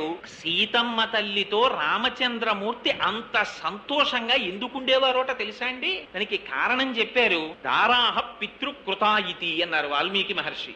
ఎప్పుడు అనుకునేవారట రాముడు, నాకు చిన్నతనంలో నేను ఏం తినాలో మా నాన్నగారు నిర్ణయించారు, నేను ఏం చదువుకోవాలో మా నాన్నగారు నిర్ణయించారు, నాకు ఎవరు గురువుగా ఉండాలో మా నాన్నగారు నిర్ణయించారు, నేను ఏమి పొందాలో మా నాన్నగారు నిర్ణయించారు. అటువంటి వారు నా జీవితం పండించుకోవడానికి ఎటువంటి వ్యక్తి నాకు సహధర్మచారిణిగా రావాలో వారికి తెలియదా? అటువంటి తండ్రి చేత నిర్ణయింపబడిన కాంత ఈమె అని దారాహ పితృకృతాయితి.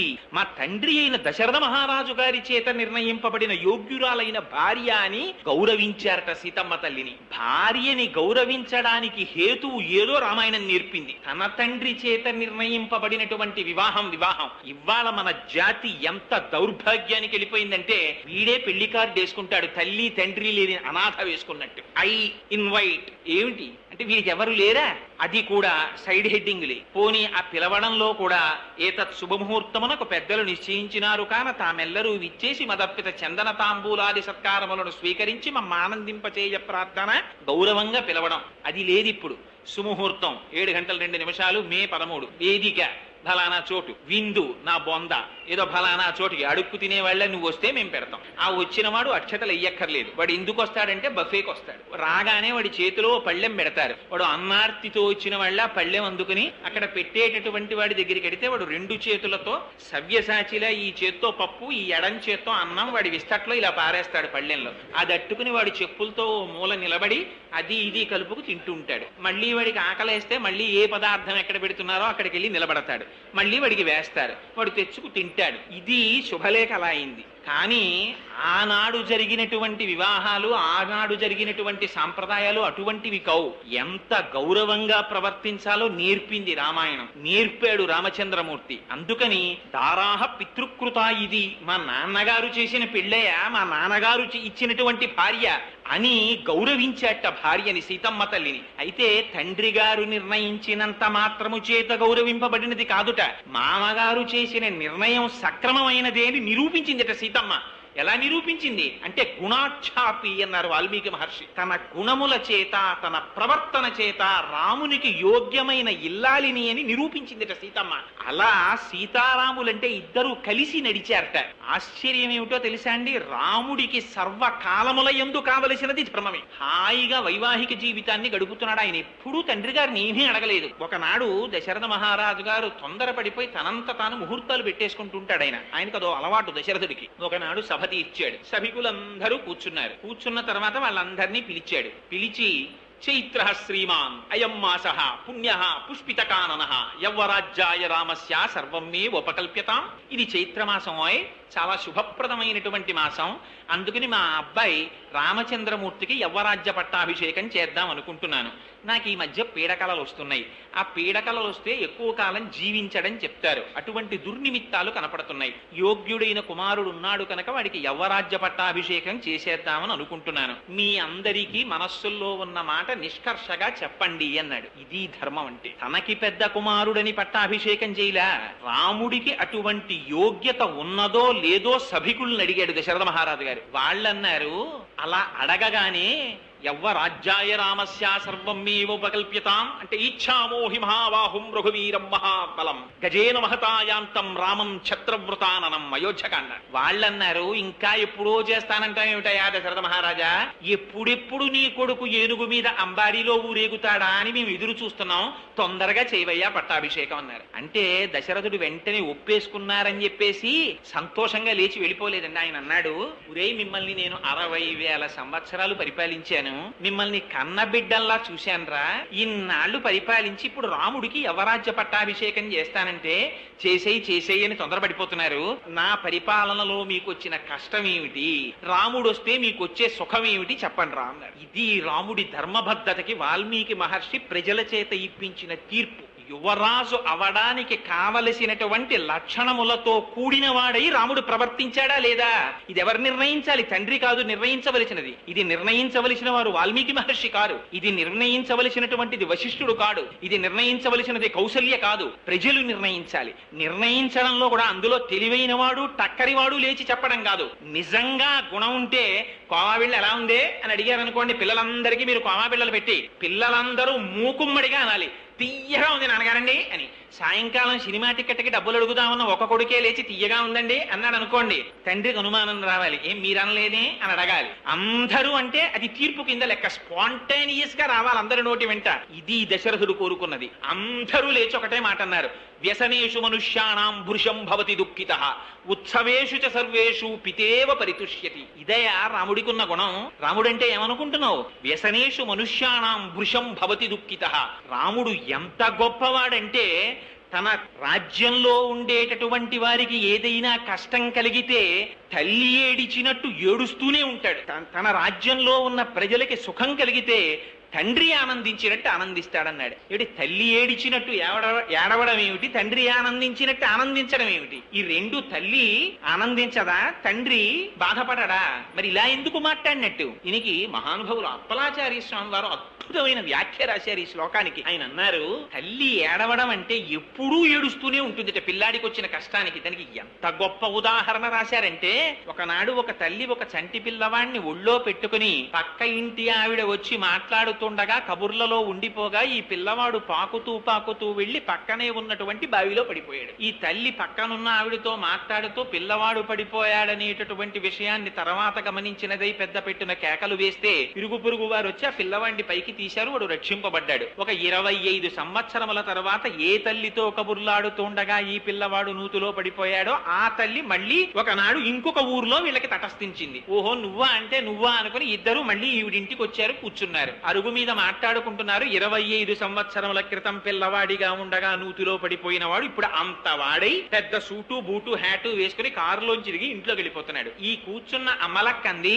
అమ్మా ఆనాడు మన ఇద్దరం మాట్లాడుకుంటూ ఉండగా నూతిలో పడిపోయిన వాడు వీడే గదు అని అడిగిందిట. అవునమ్మా, నా అదృష్టం బాగుండి బతికి బట్ట కట్టాడు, కానీ ఆనాడు నీతో మాట్లాడటంలో పిల్లవాడి సంగతే మరిచిపోయానని ఇప్పుడు తల్లి కళ్ళంబట నీళ్లు ఎట్టుకుని కళ్ళు ఒత్తుకుంటుందిట. అప్పుడెప్పుడో నూతిలో పడిపోతే ఇప్పుడు కళ్ళు ఒత్తుకోవడం ఎందుకు అంటే ఆనాడు తాను ఆదమరచి ఉండడం చేత పిల్లవానికి కలిగినటువంటి దుఃఖానికి ఇప్పటికీ తల్లి బాధపడుతూనే ఉంటుంది. ఇది భృశం భవతి దుఃఖిత, తల్లికుండే లక్షణం. పితేవ పరితుష్యతి, తండ్రి తాను సుఖపడాలని కోట తన కొడుకు సుఖపడితే చాలట తాను సుఖపడినట్టు ఫీల్ అవుతాడు. వాడు వాలంటరీ రిటైర్మెంట్ పట్టేస్తాడు, ఉన్న ఫ్లాట్ అమ్మేస్తాడు, కొడుక్కి వీసా తీసుకొస్తాడు, అమెరికా పంపించేస్తాడు. అమెరికా వెళ్ళిపోయినటువంటి కొడుకు 2 సంవత్సరాలైనా వెనక్కి రాకుండా, నాన్నగారు చాలా మంచి ఉద్యోగం వచ్చింది, ప్రమోషన్ మీద ప్రమోషన్, ఇప్పుడు 10 రోజులు సెలవు పెట్టానంటే చీఫ్ ఎగ్జిక్యూటివ్ పోస్ట్ పోతుంది, నేను రావట్లేదు, నాకో కారు మా ఆవిడకో కారు 2 కార్లు కొనుక్కొని బ్రహ్మాండమైన ఫ్లాట్ కొనుక్కున్నానండి, ఏసీ కారులో ఎండలో వెడుతూ మీకు ఉత్తరం రాశాను, వెనక సీట్లో కూర్చుని మీరు సంతోషించవలసింది అని కార్డు రాస్తే రోహిణీ కార్తిలో ఈ ఉత్తరం వాడి ఇంటికి వస్తే పెంకుటింట్లో ఉన్న తండ్రి ఈ కార్డు అట్టుకుని నెత్తి మీద ఆచ్ఛాదనం వేసుకుని ఎదురింట్లో పడుకున్న వాళ్ళని నిద్రలేపి కార్డు చూపించి సంతోషపడిపోతాడు. ఈయన ఎక్కాడా ఏమైనా కారు,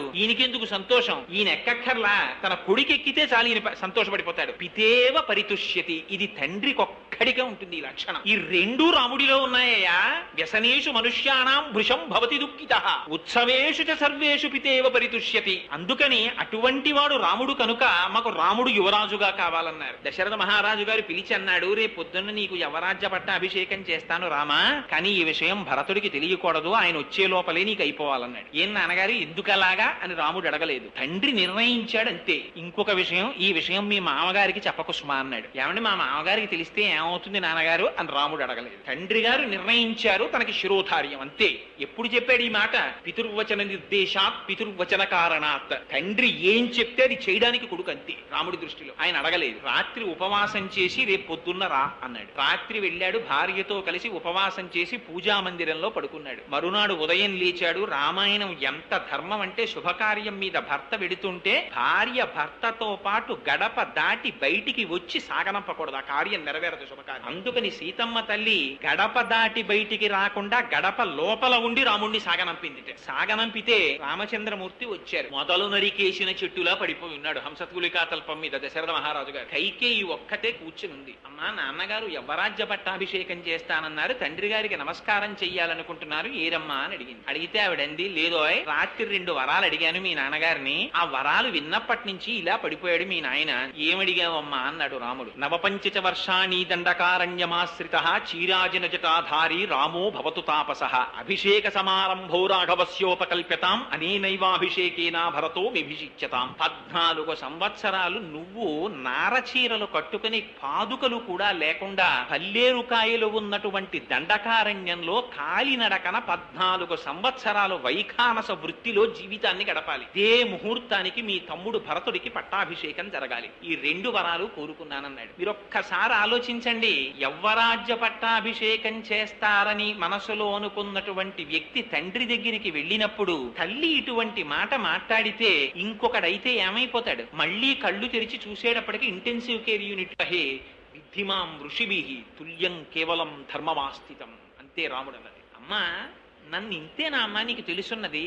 మా అమ్మ కౌసల్య నన్ను ఎలా పెంచిందో నువ్వు అలా పెంచావు కదమ్మా, నాకేం కావాలి? నేను ఋషి లాంటివాణ్ణి, నాకు నాన్నగారి మాట నెరవేర్చడం ఒకటే కావాలి. నాన్నగారు రాజ్యం పట్టం కట్టుకోమంటే నిన్నటి రోజున ఎందుకని నేను అడగలేదు. ఇవాళ నాన్నగారు అరణ్యవాసం చేయమంటే అలాగే వెళ్ళిపోతాను, చాలా సంతోషంగా వెళ్ళిపోతాను, ఒక్కసారి మా అమ్మకి నమస్కారం చేసి వెళ్ళిపోతాను. కానీ అమ్మా నేను ఒక్క విషయం అడుగుతున్నాను, ఏమనుకోకు, నన్ను 14 ఏళ్లు అరణ్యవాసానికి పంపించడానికి, భరతుడికి పట్టాభిషేకం చెయ్యడానికి నాన్నగారిని నువ్వు 2 వరాలు అడిగావా?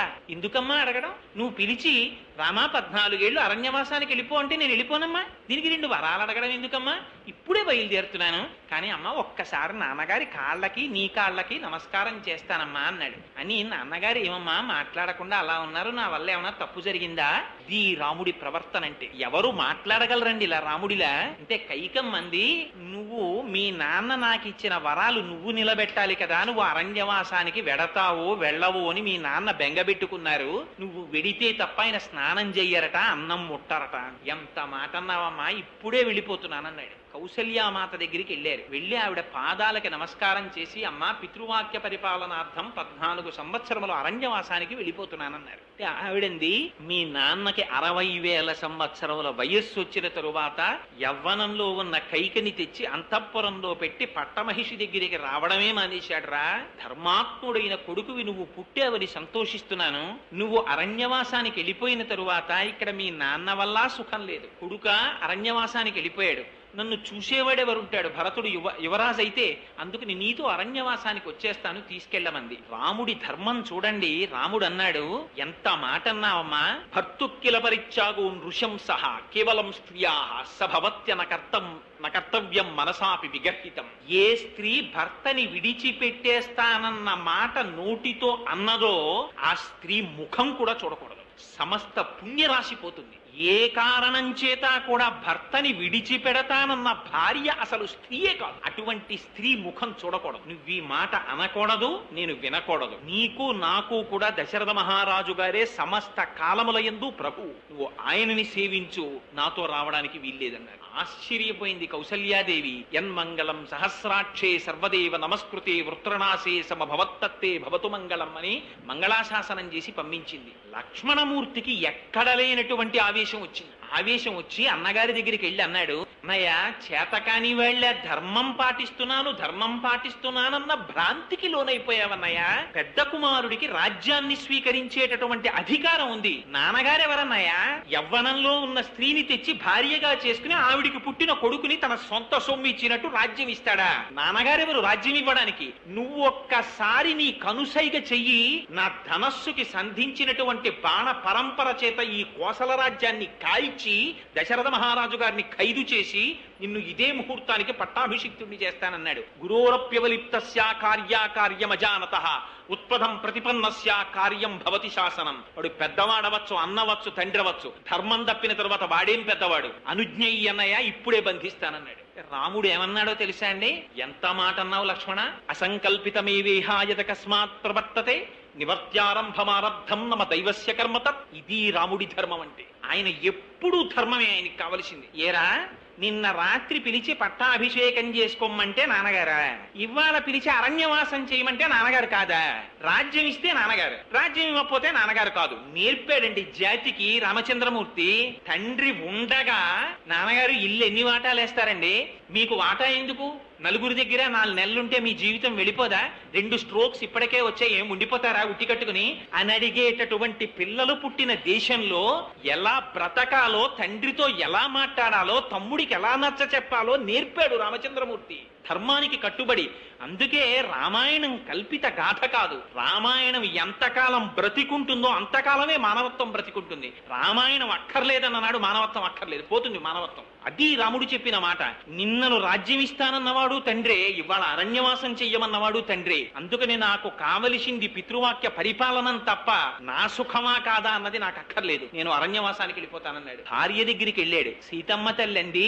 అంత రాముడు కూడా సీతమ్మకి చెప్పవలసి వస్తే కుంగిపోయాట. భార్య కదా. సీత కొంచెం బాధ వచ్చింది, 14 ఏళ్ళు అరణ్యవాసం చెయ్యాలి, బయలుదేరుతున్నానన్నాడు. అంటే సీతమ్మంది, ఎవడు దానికి అంత బాధపడుతున్నారు ఎందుకంటే? వెడుతున్నానంటున్నారేమిటి? వెడుతున్నామనండి, నేను వస్తున్నానండి. అంటే ఆయన అన్నాడు, అదేమిటి నువ్వెక్కడి నుంచి వస్తావు, నువ్వెందుకు వస్తావు? నువ్వు రావడానికి వీల్లేదు, మా నాన్నగారు నన్ను అరణ్యవాసం చేయమన్నారు కానీ నిన్న అరణ్యవాసం చేయమని లేదన్నారు. రాముడి ధర్మం చూడండి, నిజంగా చదవాలి అయోధ్యకాండ.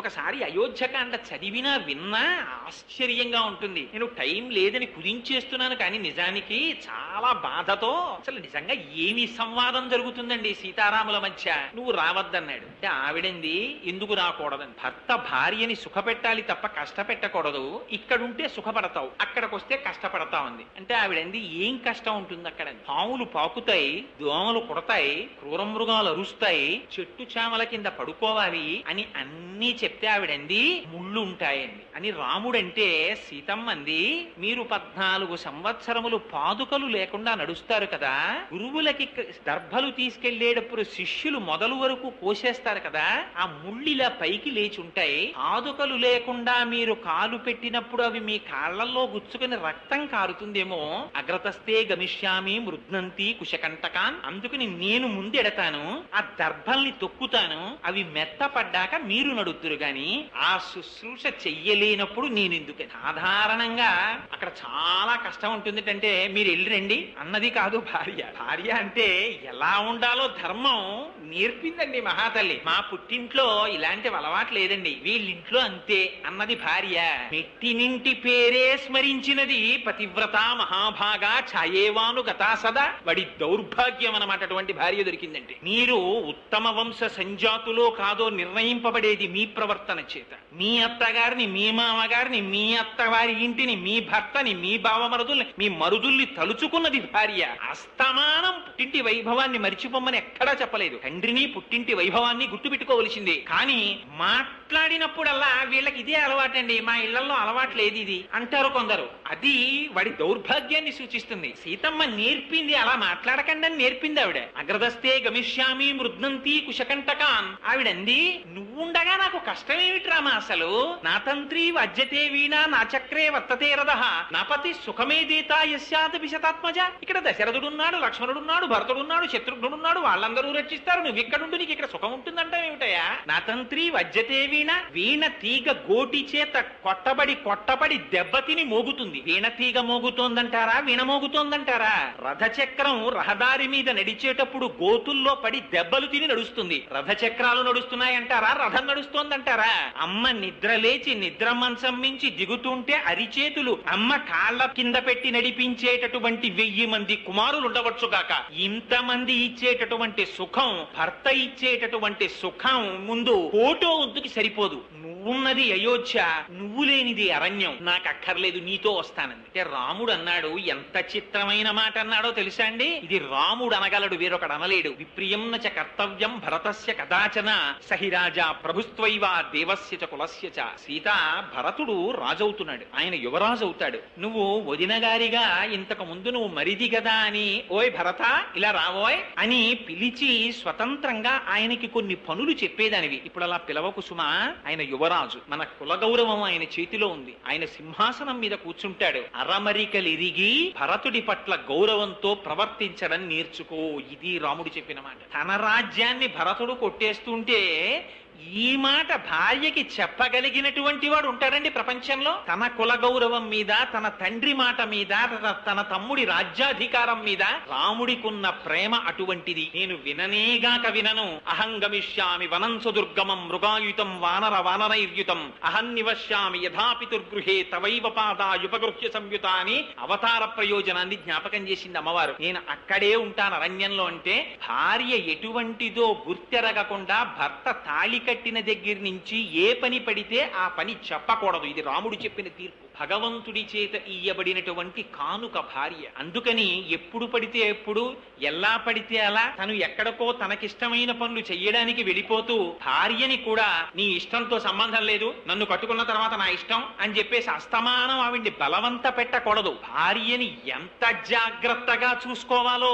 నేర్పాడండి రామచంద్రమూర్తి. ఎందుకని జనక మహారాజు గారు కన్యాదానం చేస్తూ చెప్పాడు, ఈవిడ కామ్యపత్ని కాదు, నీ చిత్తం వచ్చినట్టు నీ చేతిలో ధనస్సు పట్టుకున్నట్టు కత్తి పట్టుకున్నట్టు నీ ఇష్టం వచ్చినట్టు వాడడానికి వీల్లేదు. ఈవిడ పతివ్రత మహాభాగా ఛాయేవానుగతా సదా, అందుకిస్తున్నాను రామా అన్నాడు. ఆ మాట గుర్తు పెట్టుకున్నాడు. తను ఎందుకు కన్యని స్వీకరించాడో గుర్తు పెట్టుకున్నాడు. నీ అంత నువ్వు పరిపూర్ణమైన మనస్సుతో వస్తున్నావో లేదో పరిశీలించడానికి ఈ మాట అన్నాను. ఇంత నిండు మనస్సుతో నాతో నువ్వు వస్తే స్వాగతిస్తున్నాను సీత, నాతో రా అన్నాడు. ఇది రాముడి ధర్మం.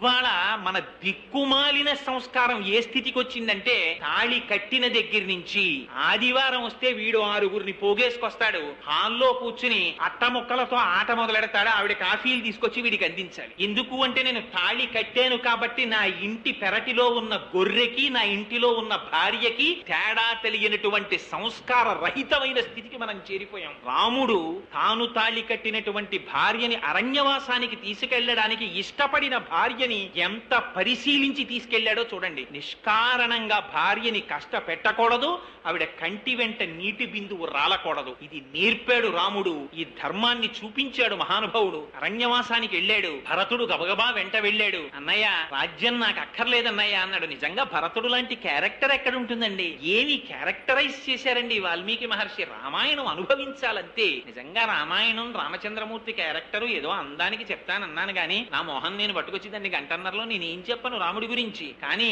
అసలు నిజంగా పాపం భరతుడికి తెలియనే తెలియదు రాముడు అరణ్యవాసానికి వెళ్ళిపోయాడని. వచ్చి కైకమ్మ తల్లి కాళ్ళ మీద పడ్డాడు. పడి అమ్మా నాన్నగారు ఎక్కడా ముందు తండ్రి గారికి నమస్కారం చేద్దామని వెళ్ళాడు, కనపడలేదు. కైకమ్మ దగ్గరికి వచ్చి కైకమ్మ పాదాల మీద పడ్డాడు. పడితే ఆవిడంది ఉత్తిష్టోత్తిష్ట కింశేషే రాజన్ పుత్ర మహాయశ అంది. ఓ రాజా లేవోయ్ అని. హడిలిపోయాడు పిడుగుపడ్డట్టు. ఇది నన్ను రాజా అంటోంది ఏమిటి? తండ్రి గారు ఉన్నారు, తండ్రి గారికి ఏదైనా అమంగళం జరిగితే పెద్దన్న గారు రాముడు ఉన్నాడు, మధ్యలో నేను రాజునేమిటని హడిలిపోయట్టయిన. అక్కర్లేని పదవి అక్కర్లేని బిరుదు పక్కన తగిలిస్తే సన్మార్గంలో ఉన్నవాడు ఎంత బెంగ పెట్టుకోవాలో చూపించాడు రామాయణంలో. ఉత్తిష్టోత్తిష్ట కింశేషే రాజన్ పుత్ర మహాయశ అంటే అదేమిటమ్మా అంత అన్యాయమైన మాటలంటున్నావు, నేను రాజునేమిటమ్మా, రాజుగారైన దశరథ మహారాజు గారు ఏరమ్మా అన్నారు. ఆవిడ్ని దేవతలు ఆవహించారు. ఆవిడంది ఏమిటో అంత బెంగెట్టుకుంటావు, యాగతి సర్వభూతానాం తాంగతింతే పితాగత, అన్ని భూతాలు చిట్ట చివరికి ఎక్కడికి పోతాయో మీ నాన్న అక్కడికే పోయాడోయ్ అంది. హడిలిపోయాడు. అదేమిటమ్మా అయితే నాన్నగారు శరీరం విడిచిపెట్టేశారా అన్నాడు. విడిచిపెట్టేశారు అంది. అంటే అమ్మా మరి రాముడేడమ్మా అంది. అని నేను నిజంగా 30 రోజుల రామాయణం చెప్తే ఇవన్నీ చెప్పాలనుకున్నానండి. ఎన్ని మహాపాతకాల చిట్టాయో చెప్పాడు. రాముడు ఇటువంటి దోషాలు ఏమైనా చేశాడా, ఎందుకు పంపించేశారు రాజ్యంలోంచి అని అడిగాడు. ఆవిడంది రాముడు అలాంటి దోషాలు ఎందుకు చేస్తాడంది. కైకకి తెలుసు అలాంటి దోషాలు చేయలేదు, నేనే అడిగేవారా, అడిగి పంపించేశాను రా, నీకు పట్టం కడదామని పట్టాభిషేకం చేసేసుకోంది. భరతుడు అన్నాడు యావన్న రామం ద్రక్ష్యామి లక్ష్మణం వా మహాబలం వైదేహీం వా మహాభాగాం నమే శాంతిర్భవిష్యతి యావన్న చరణౌ భ్రాతు పార్థివ్యం జనాన్వితౌ శిరసాధారయిష్యామి నమే శాంతిర్భవిష్యతి. మనకెంత అశాంతి కల్పించావమ్మా. సీతారాములు లక్ష్మణుడితో కలిసి ఉన్నారు. ఇప్పుడు ఆ లక్ష్మణుడితో కలిసి ఉన్న సీతారాముల దర్శనం చేసినాడు, నా బతుక్కి శాంతి. లక్ష్మణుడు వెళ్ళాడమ్మా, నాకన్నా వెనక పుట్టినవాడు, నేను రాముడి రాజ్యం పుచ్చుకున్నానా, ఎంత దౌర్భాగ్యుణ్ణమ్మా నేను, ఎంత అపనిందన మీద పారేశావమ్మా. భరించేవాడు భరతుడయ్యాడు. ఆఖరికి ఆ రామచంద్రమూర్తిది సీతమ్మ తల్లిది పద రజస్సు తీసి నా శిరస్సు మీద చల్లుకుంటే కానీ నాకు శాంతి లేని స్థితి తెచ్చావమ్మా. నాకు అక్కర్లేదు ఈ రాజ్యం, ఇప్పుడే వెళ్ళిపోతున్నారు అరణ్యానికి అన్నాడు. అని వెళ్లి అన్నగారి పాదములు పట్టుకుని అలోమని ఏడిచాడు. రాముడు ఎదురొస్తుంటే లక్ష్మణుడు చూశాడు, కాలధ్వజం కలిగినటువంటి సైన్యం వస్తోంది. అన్నయ్య ఏదో కోలాహలం వినపడుతోంది, శత్రువులు వస్తున్నారేమో, చెట్టెక్కి చూడనా అన్నాడు. చూడబోయ్ అన్నాడు రాముడు. ఆయన నిత్యాగ్నిహోత్రీకుడు, పర్ణశాలలో అగ్నిహోత్రం చేసేవారు రామచంద్రమూర్తి. చెట్టెక్కి చూశాడు, కాలధ్వజం కనపడింది. అన్నయ్య వచ్చేస్తున్నాడు, సీతమ్మ తల్లి లోపలికి పంపించేసి గబగబా మన అస్త్రశస్త్రాలని బయట పట్టుకొచ్చాయన్నాడు. ఏమైందిరా ఎందుకు తొందర అన్నాడు రాముడు. అంటే అన్నయ్య వచ్చేస్తున్నాడు, భరతుడు సైన్యమంతటితో వచ్చేస్తున్నాడు, బహుశః మన్ని నిర్జించడానికే వస్తున్నాడు అన్నయ్య, రాజ్యం తీసుకున్నది కాకుండా నిన్ను నన్ను చంపడానికి వస్తున్నాడు, పట్టుకొచ్చే ఈ బాణాలన్నీ అన్నాడు. అంటే రాముడు అన్నాడు కింద నుంచి లక్ష్మణుడి వంక చూసి, లక్ష్మణ నీకు రాజ్యం కావాలంటే భరతుడికి చెప్పి ఇప్పించేస్తాను, కిందకి దిగన్నాడు. పాపం ఇలాంటి మాటలు వినపడగానే నీళ్లు జల్లిన పాలల్లా జారిపోతాడు లక్ష్మణుడు. కిందకి దిగి చేతులు కట్టుకు నిలబడ్డాడు. నిలబడ్డాక రాముడు అన్నాడు, రే ధర్మమర్థంచ కామంచ పృథివీంచ అపి లక్ష్మణ ఇచ్చాపి భవతామర్థే ఏతత్ ప్రతి శృణోమితే. ఏమి మాటండి ఈ శ్లోకాలు, పటాల మీద రాసి ఇళ్లల్లో పెట్టుకోవలసిన పటాలు. ఇవాళ తమ్ముడికి ఉంచకుండా తినేసే అన్నయ్య, అన్నయ్యకి లేకుండా తినేసే చెల్లెలు. పూర్వం ఒక చిన్న మధుర పదార్థం తీసుకొస్తే ఇంటికి తల్లిలో మాట చెప్పేది, మీ తమ్ముడికి కొంచెం ముక్క గిన్నెలో పెట్టి నువ్వు తిననేది. పంచుకు తినడం చిన్నప్పటి నుంచి నేర్పేవారు. అన్నయ్య రాకుండా నేను తినేనా అమ్మా అంటే వాడు వస్తే నీకు ఉంచడేవు, నువ్వు తినేయి అన్న ఇప్పుడు తల్లిదండ్రులు నేర్పుతున్నారు. మన జాతి దౌర్భాగ్యం అలా వచ్చింది. కానీ రాముడు ఏమన్నాడో తెలుసా అండి? ధర్మం అర్థంచ కామంచ పృథివీంచాపి లక్ష్మణ చాపి భవతామర్థే ఏతత్ ప్రతిశృణోమితే. లక్ష్మణ, నాకు ధర్మం కాని, అర్థం కాని, కామం కాని ఈ మూడు నేను అనుభవిస్తే ఎప్పుడు అనుభవిస్తానో తెలుసా? నా తమ్ముళ్ళు కూడా అలా అనుభవిస్తే నేను అనుభవిస్తాను. నా తమ్ముళ్ళకక్కర్లేని సుఖం నాకు అక్కర్లేదు, వాళ్ళకి లేని సుఖం నేను పొందను. అందుకని భరతుడు నిజంగా అలాంటి వాడు అనుకుంటున్నావా? వచ్చాక చూపిస్తాను, నువ్వు ఏమడిగితే అది తృణప్రాయంగా వదిలేస్తాడు భరతుడు. ఇది రాముడికి ఉన్నటువంటి అవగాహన, ఇది రాముడి ధర్మం. భరతుడు వచ్చాడు, వచ్చి రాముడి కాళ్ల మీద పడి అన్నాడు, అన్నయ్య మన నాన్నగారు చచ్చిపోయారు అన్నయ్య అన్నాడు. అప్పటి వరకు తెలియదు రామచంద్రమూర్తికి తండ్రి చచ్చిపోయాడని. గబగబా రాముడు పరిగెత్తుకుంటూ పర్ణశాలలోకి వెళ్ళి అన్నాడు, సీతామృతస్తే శ్వశురః పితాహీనోసి లక్ష్మణ అన్నాడు. సీత, నీకు మామగారు చచ్చిపోయారు, లక్ష్మణ నీకు నాన్నగారు చచ్చిపోయారు అన్నాడు. ఏమిటి ఆ మాట? సీత మా నాన్నగారు పోయారంటే సరిపోదా? సీత మీ మామగారు పోయారు, లక్ష్మణ మీ నాన్నగారు పోయారు ఏమిటంటే ఈయనకి నాన్నగారు కాదా? మరి ఆ మాట అన్నవెందుకు? రాముడు మాట మాట్లాడితే అంత గొప్పగా ఉంటుంది. సీతమ్మ నీకు పోయారు మామగారు అన్నారు. మామగారి లాంటి వ్యక్తి జీవితంలో ఇహ దొరకడండి. అలా ఉండాలి మామగారి పోస్ట్ అంటే. అందుకని చూపించాడు రాముడు. దశరథ మహారాజు గారు అరణ్యవాసానికి రాముడు బయలుదేరేటప్పుడు సీతమ్మ తల్లి 14 సంవత్సరములు కట్టిన పట్టు చీర కట్టకుండా కట్టుకుంటే ఎన్ని చీరలు కట్టుకోవలసి ఉంటుందో లెక్క పెట్టి కోశాగారం నుంచి అన్ని పట్టు చీరలు కావిళ్లకెత్తితే లక్ష్మణుడు మోసి పట్టుకెళ్ళాడు. పెట్టుకున్న నగ పెట్టుకోకుండా పెట్టుకోవడానికి 7 వారాల నగలిచ్చి పంపించాడు. కోడల్ని చూసుకుని మామగారు మురిసిపోతాట. నా కొడుక్కి క్షేత్రమైంది, తన ఇంటి పేరు వదిలింది, తన వంశాన్ని వదిలింది, తన గోత్రాన్ని వదిలింది, నా వంశాన్ని ఉద్ధరించిందని. అటువంటి మామగారు లాంటి వ్యక్తి ఇహ వేరొకడు ఉండడు. అందుకని సీత నీకు మామగారు పోయారు. లక్ష్మణ, తండ్రి ఎంత కష్టమైనా తాను భరించి కొడుకుని రక్షించుకుంటాడు. అట్లాంటి తండ్రి నీకు పోయాడు. కానీ నాకు తండ్రి పోయాడని నేను ఎందుకనో తెలుసా? నాకన్నా చిన్నవాడివి, తండ్రి పోతే నీకు నేను తండ్రిగా నిలబడాలి. కానీ తండ్రి దూరంగా ఉంటే అవసరం లేని అరణ్యవాసాన్ని నెత్తికెత్తుకుని తండ్రిలా నన్ను నువ్వు కాపాడావు. కానీ పెద్దవాడిని నేను నిన్ను తండ్రిలా కాపాడలేకపోయాను. అందుకని నాకు ఆ తండ్రి పోయిన తండ్రి రూపంలో లక్ష్మణుడు ఉన్నాడు. కానీ లక్ష్మణుడికి అన్నగారి రూపంలో తండ్రిగా నేను ఉండలేకపోయాను, నేను రక్షించలేకపోయాను. అందుకని లక్ష్మణుడికి తండ్రి లేడు, సీతమ్మకి మామ లేడు, నేను తండ్రి పోయాడని అనను అని ఊరుకున్నాడు. ఇది రాముడి సౌజన్యం. ఎవరు మాట్లాడగలడండి రాముడిలా? అంతటి మహానుభావుడు. భరతుడు వచ్చి అడిగాడు, రామా తీసేసుకో రాజ్యాన్ని, ఇది సంతత మామికా మాత దత్తం రాజ్యమిదం మమ తద్దదామి తవైవాహం భుంచువ రాజ్యమ కంటకం.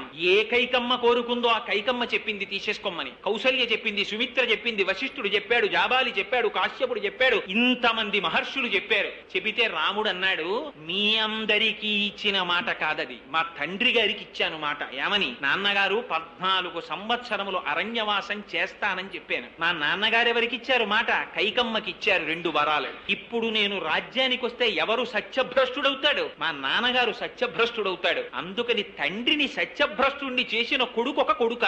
సత్యమేవేశ్వరో లోకే సత్యం పద్మాశ్రితా సదా సత్యమూలాని సర్వాణి సత్యాన్నాస్తి పరమం పదం. నేను రానన్నాడు. జాబాలి నాస్తికవాదని చెప్పాడు. ఏమిటో మా నాన్నకిచ్చిన మాట అంటా ఏమిటి? చూడా, ఇవన్నీ తినమరిగిన వాళ్ళు చెప్పినటువంటి మాటలరా.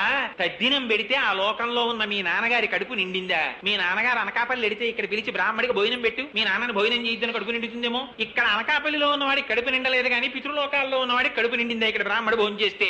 ఏదో వాళ్ళు ఇవన్నీ పెట్టారు, ఉట్టి మాటలు నమ్మక రామా అన్నాడు. పితృలోకం ఏమిటి, దశరథుడు ఏమిటి, తండ్రి ఏమిటి? ఏదో ఆయనకి మీ అమ్మాయితో కామం కలిగింది, వీర్యాన్ని నిక్షేపించాడు, నువ్వు పుట్టావు. ఇప్పుడు తండ్రి తండ్రి తండ్రి తండ్రి నిన్ను కందామని మీ అమ్మతో ఏం సంగమించాడు ఏమిటి ఆయన? అందుకని ఇలాంటి పిచ్చి పెట్టుకోకు, రాజ్యం పుచ్చుకో అన్నాడు. అంటే రాముడు అన్నాడు, ఇంత నాస్తికుడవని తెలిసి నీలాంటి వాణ్ణి మా నాన్నగారు ఎలా పెట్టుకున్నారు కొలువులో అని అడిగాడు. నీ పాటి ధర్మం నాకు తెలియక కాదు, నీ కంటితో చూసింది నిజం కాదు, వేదం చెప్పింది ప్రమాణం. తద్దినం ఎందుకు పెట్టాలో కూడా రాముడు చెప్పాడండి. వేదంలో చెప్పారు, ఇక్కడ కొడుకు తన చేతితో నీటిని విడిచిపెడితే అది పితృదేవతల యొక్క దాహం తీరుస్తుందని. వేదం ఏం చెప్పిందో అది ప్రమాణం, నువ్వు చెప్పింది ప్రమాణం కాదు.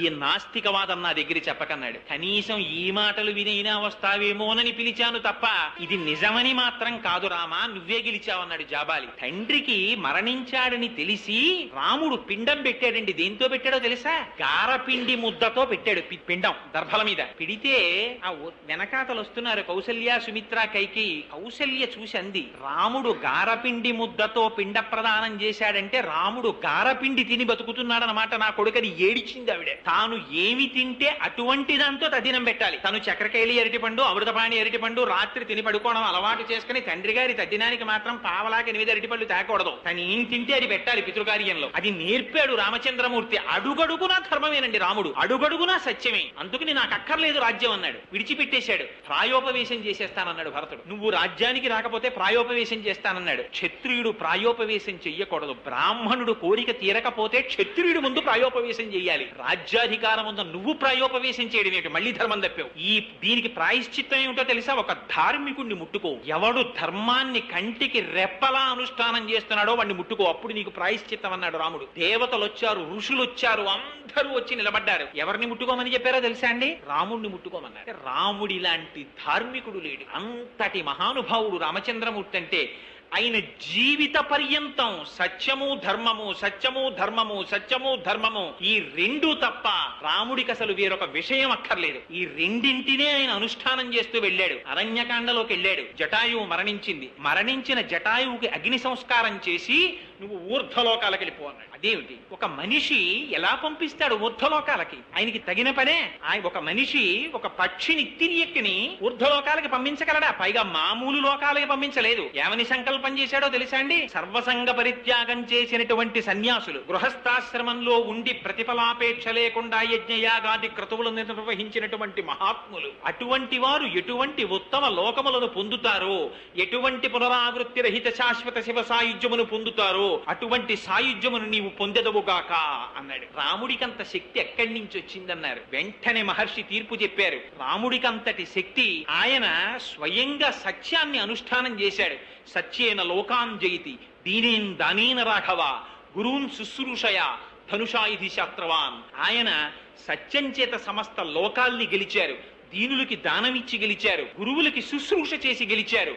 అందుకని నరుడిగా వచ్చి మానవుడు మాధవుడయ్యాడు. అయి రామచంద్రమూర్తి మోక్షం ఇవ్వగలిగాడు. రాముడంటే ఎవరో సర్టిఫికెట్ ఇచ్చినవాడు ఎవడో తెలుసా అండి? రాముడు ధర్మాత్ముడని. మహర్షులు ఇవ్వలేదు ఆయనకి సర్టిఫికెట్, ప్రజలు ఇవ్వలేదు ఆయనకి సర్టిఫికెట్, ఒక రాక్షసుడు ఇచ్చాడు సర్టిఫికెట్. మారీచుడి దగ్గరికి వెళ్లి రావణాసురుడు అడిగాడు, నువ్వు మాయావేషంలో వచ్చి బంగారు జింకల హా సీత హా లక్ష్మణ అని పిలు, నేను వెళ్లి సీతమ్మ తల్లిని అపహరిస్తానన్నాడు. అంటే మారీచుడు అన్నాడు, రాముడంటే ఎవడనుకుంటున్నావురా?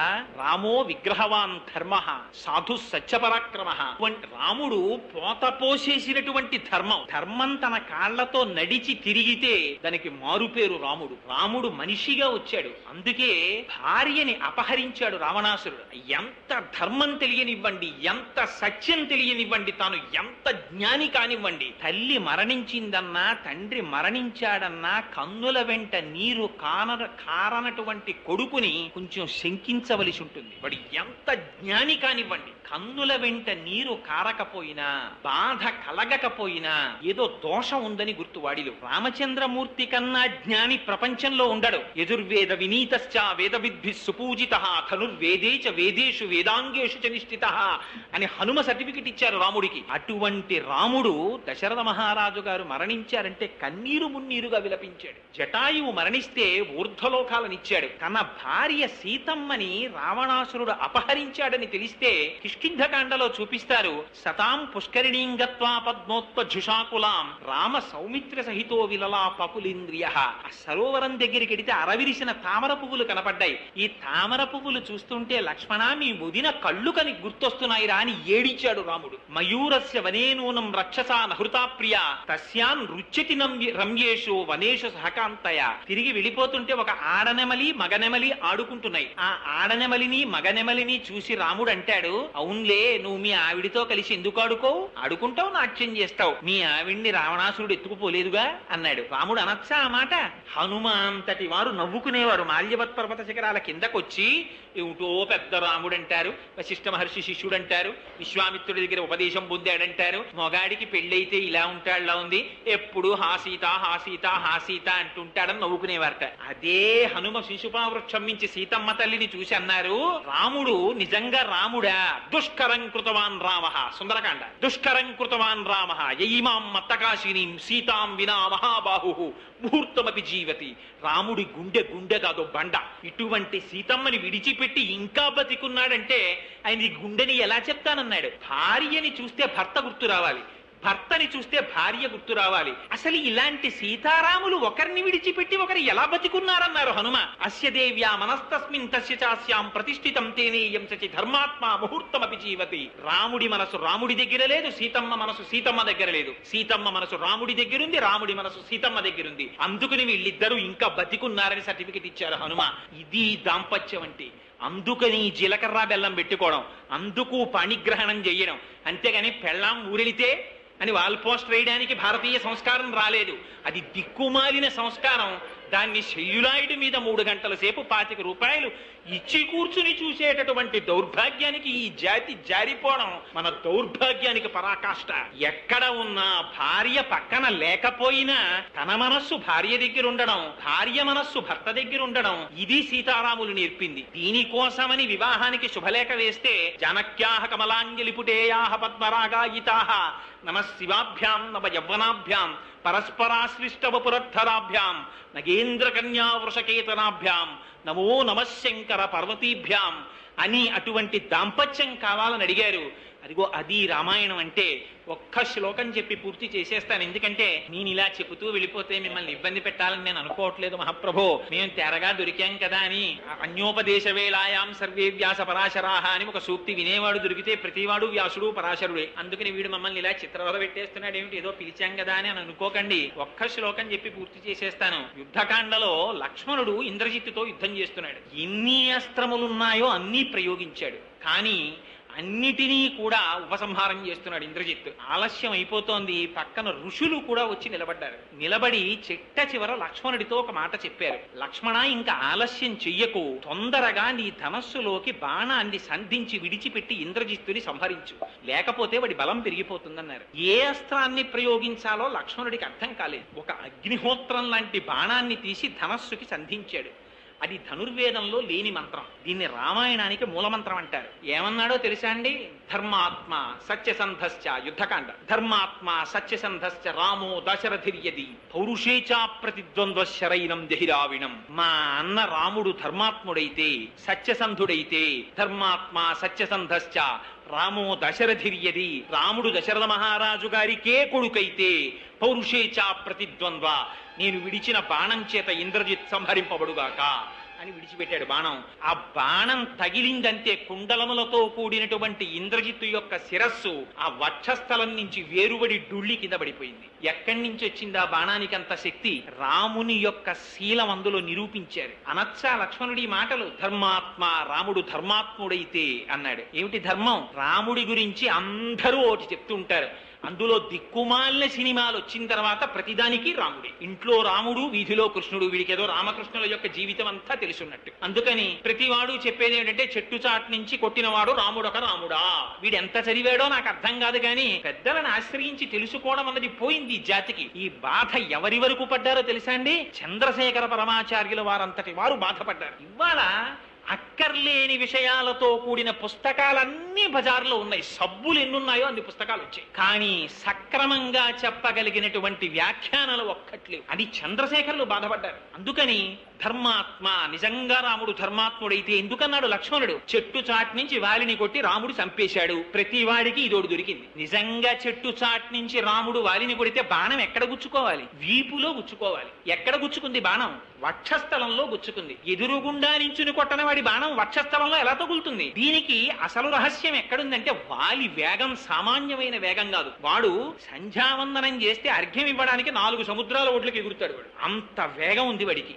ఆ వేగానికన్నా కూడా ఎక్కువ వేగం కలిగిన బాణం వెయ్యగలిగిన సమర్థత రాముడికి ఉందో లేదో చూశాడు సుగ్రీవుడు. అందుకని రాముడు కనపడగానే నేను చంపేస్తాను మీ అన్నయ్యని అన్నాడు. అలా అంటే నమ్మలా సుగ్రీవుడు. ఏమిటో నువ్వు అలా చెప్పేస్తున్నావు, కానీ మా అన్నయ్య దుందుబిని చంపేశాడు, అదే ఈ కళేబరం, దీన్ని చిమ్ము చూస్తానన్నాడు. కాలి బొటన వేలుతో ఎత్తి విసిరాడు రాముడు. అయినా నమ్మలేదు. అది అప్పుడు చంపినప్పుడు రక్తమాంసాలతో ఉంది, ఇప్పుడు ఎండిపోయింది, దీన్ని చిమ్మావనుకో కానీ ఎండిపోయింది, లెస్ వెయిట్ కదా, విసిరేశావు. ఇంకొక పరీక్ష, మా అన్నయ్య ఏం చేస్తాడంటే ఈ సాల వృక్షాన్ని ఇలా అంటాడు, ఆకులు రాలుతాయి, అది చూశావా అన్నాడు. అంటే రాముడు అన్నాడు, అదే కదా నీ బెంగ చూడని, ఓ బాణం తీసి కొట్టాడు. 7 సాల వృక్షాలని ఛేదించి పాతాళ లోకానికి వెళ్ళి పైకొచ్చి మళ్ళీ లిప్త కాలంలో ఆ తుణీరంలోకి వెళ్ళిపోయింది బాణం. ఇవన్నీ చేశాక నమ్మాడు. ఏమిటి, సుగ్రీవుని నమ్మించడానికి రాముడు ఇంత రిహార్సల్ పాపం. ఇప్పుడు నువ్వు కొట్టచ్చు రా అన్నాడు. అని వెడితే వాలి వేగం కన్నా రామబాణపు వేగం ఎక్కువ. ఆ రామబాణ వేగాన్ని వాలి చూడలేదు, వచ్చేసి నాటేసింది వక్షస్థలంలో. అందుకని రాముడు ధర్మం తప్పలేదు, చూపించింది యుద్ధకాండలో. ధర్మాత్మ సత్యసంధశ్చ. రాముడు అబద్ధం ఆడాడన్నారు. పట్టాభిషేకం నిర్ణయించిన తరువాత మరునాడు ఉదయం అరణ్యవాసానికి రామచంద్రమూర్తిని రథం ఎక్కించుకుని సుమంత్రుడు తీసుకెళ్లిపోతున్నాడు. ఓ ప్రోటోకాల్ అని ఒకటి ఉంటుంది. దాంట్లో రాజుగారు ఉత్తరీయం జారిపోతుండగా గవాక్షంలోకి వచ్చి అరవకూడదు. కానీ దశరథ మహారాజు గారు కొడుకెళ్ళిపోతున్నాడన్న బెంగతో బయటికి వచ్చి రామా ఆగు ఆగు అంటున్నాడు. రాముడు ఆగట్లేదు. తన కింద పని చేస్తున్న సుమంత్రుడు రథం తోలుతున్నాడు. సుమంత్ర రథం ఆపు అన్నాడు. రాజు దశరథుడు, సుమంత్రుడు సేవకుడు, రథం ఆపాలి. ఆపుతున్నాడు సుమంత్రుడు. రాముడు అన్నాడు రథం నడుపు అన్నాడు. సారథి లోపల కూర్చున్న రథి మాట వినాలి. లోపల కూర్చున్న నీ మాట విననా, మహారాజు దశరథుడి మాట విననా అంటే రాముడు అన్నాడు లోపల కూర్చున్న రథి మాట వినాలి, సారథి నడుపు అన్నాడు. సరే ఇప్పుడు నడుపుతాను, కానీ రేపు తిరిగి వచ్చాక మీ నాన్న ఉరే రథం ఆపరా అంటే ఎందుకు ఆపలేదని అడిగితే ఏం చెప్పనన్నాడు. రథ చక్రాల చప్పుల్లో నువ్వు అసలు అరిచింది నాకు వినపడలేదని చెప్పన్నాడు. మరి అబద్ధం చెప్పడం ఓటి, చెప్పించడం ఓటినా? మరి అబద్ధం చెప్పలా రాముడు అన్నారు. కానీ ఇక్కడ ఒక ధర్మ సూక్ష్మం గుర్తించాలి. రాముడు తండ్రి మాటకి, ఆ చిన్న మాటకి కట్టుబడి రథం ఆపితే ఇహ దశరథుడు అరణ్యవాసానికి వెళ్ళనివ్వడు. వెళ్ళకపోతే తండ్రి సత్యభ్రష్టుడైపోతాడు. చిన్న అబద్ధం చెప్పి పెద్ద సత్యాన్ని ఆవిష్కరించాడు కనుక అది సత్యం కిందకు వస్తుంది, కానీ అసత్యం కిందకి రాదు. అందుకని ధర్మాత్మ సత్యసంధశ్చ రామో దశరథిర్యది. రాముడు దశరథుడి కుమారుడైతే.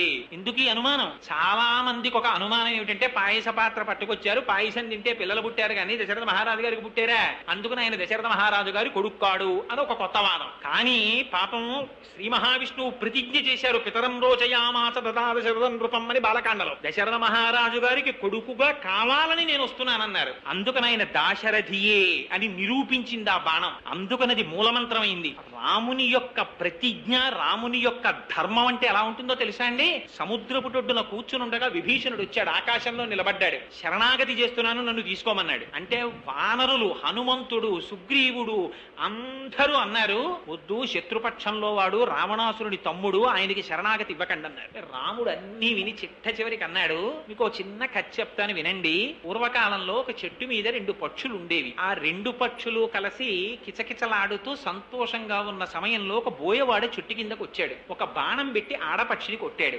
ఆడపక్షి కింద పడింది. మగపక్షి చూస్తూ ఉండగా ఆ ఆడపక్షి యొక్క పీక నులిమేశాడు. ఆడపక్షి మరణించింది. దాన్ని తన బుట్టలో వేసుకుని పట్టుకుపోయాడు. కాల్చుకు తినేశాడు. దీన్ని మగపక్షి చూసింది. ఏడుస్తూ పైన గిరికీలు కొట్టింది. మళ్ళీ వెళ్లి చెట్టు మీద వాలింది. కొంతకాలం అయిన తరువాత ఇదే బోయవాడు ఆకలితో అలమటిస్తూ అడవికి వచ్చాడు. పోరున వాన కురిసింది. ఒక చెట్టు మీద కూర్చున్నాడు. చీకటి పడిపోతోంది, స్పృహ తప్పిపోతోంది, ఆకలి. నడవలేక నడుస్తూ ఈ మగపక్షి ఉన్న చెట్టు దగ్గరికి వచ్చాడు.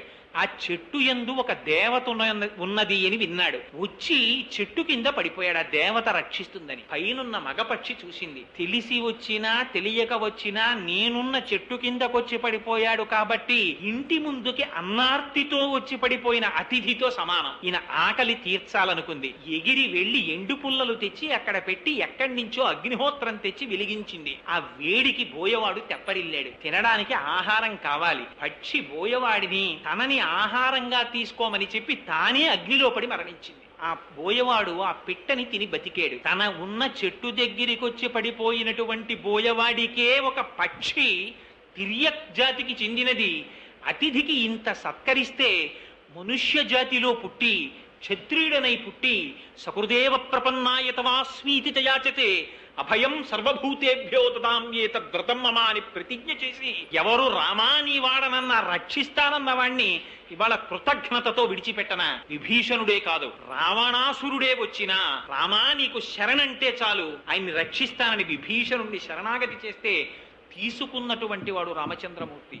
మహానుభావుడు ధర్మాత్ముడై సింహాసనం మీద కూర్చోవడం కోసం తన భార్య పతివ్రత అని తెలిసినా ధర్మాన్ని నిలబెట్టడం కోసం భార్యని పరిత్యజించిన వాడు రాముడు. రాముడి జీవితంలో ఎప్పుడూ తన స్వసుఖాన్ని కోరుకోలేదు. యుద్ధకాండ అయిపోయిన తర్వాత తిరిగొస్తూ ఒకవేళ భరతుడికి రాజ్యం ఏలాలన్న కోరిక కనపడితే హనుమ వెనక్కి తిరిగి వచ్చి నేను అడవులకు వెళ్ళిపోతానన్నాడు. అంతటి త్యాగశీలి రామచంద్రమూర్తి ఒకరి కోసం తాను జీవించాడు, కానీ తన కోసమని జీవించడం రాముడి జీవితంలో లేదు. తండ్రి పట్ల, తల్లి పట్ల, భార్య పట్ల, అన్న పట్ల, తమ్ముడి పట్ల, ప్రజల పట్ల, గురువు పట్ల, ఎవరి పట్ల ఎలా ప్రవర్తించాలో నేర్పాడు రాముడు. అందుకనేది రామాయణం అయింది.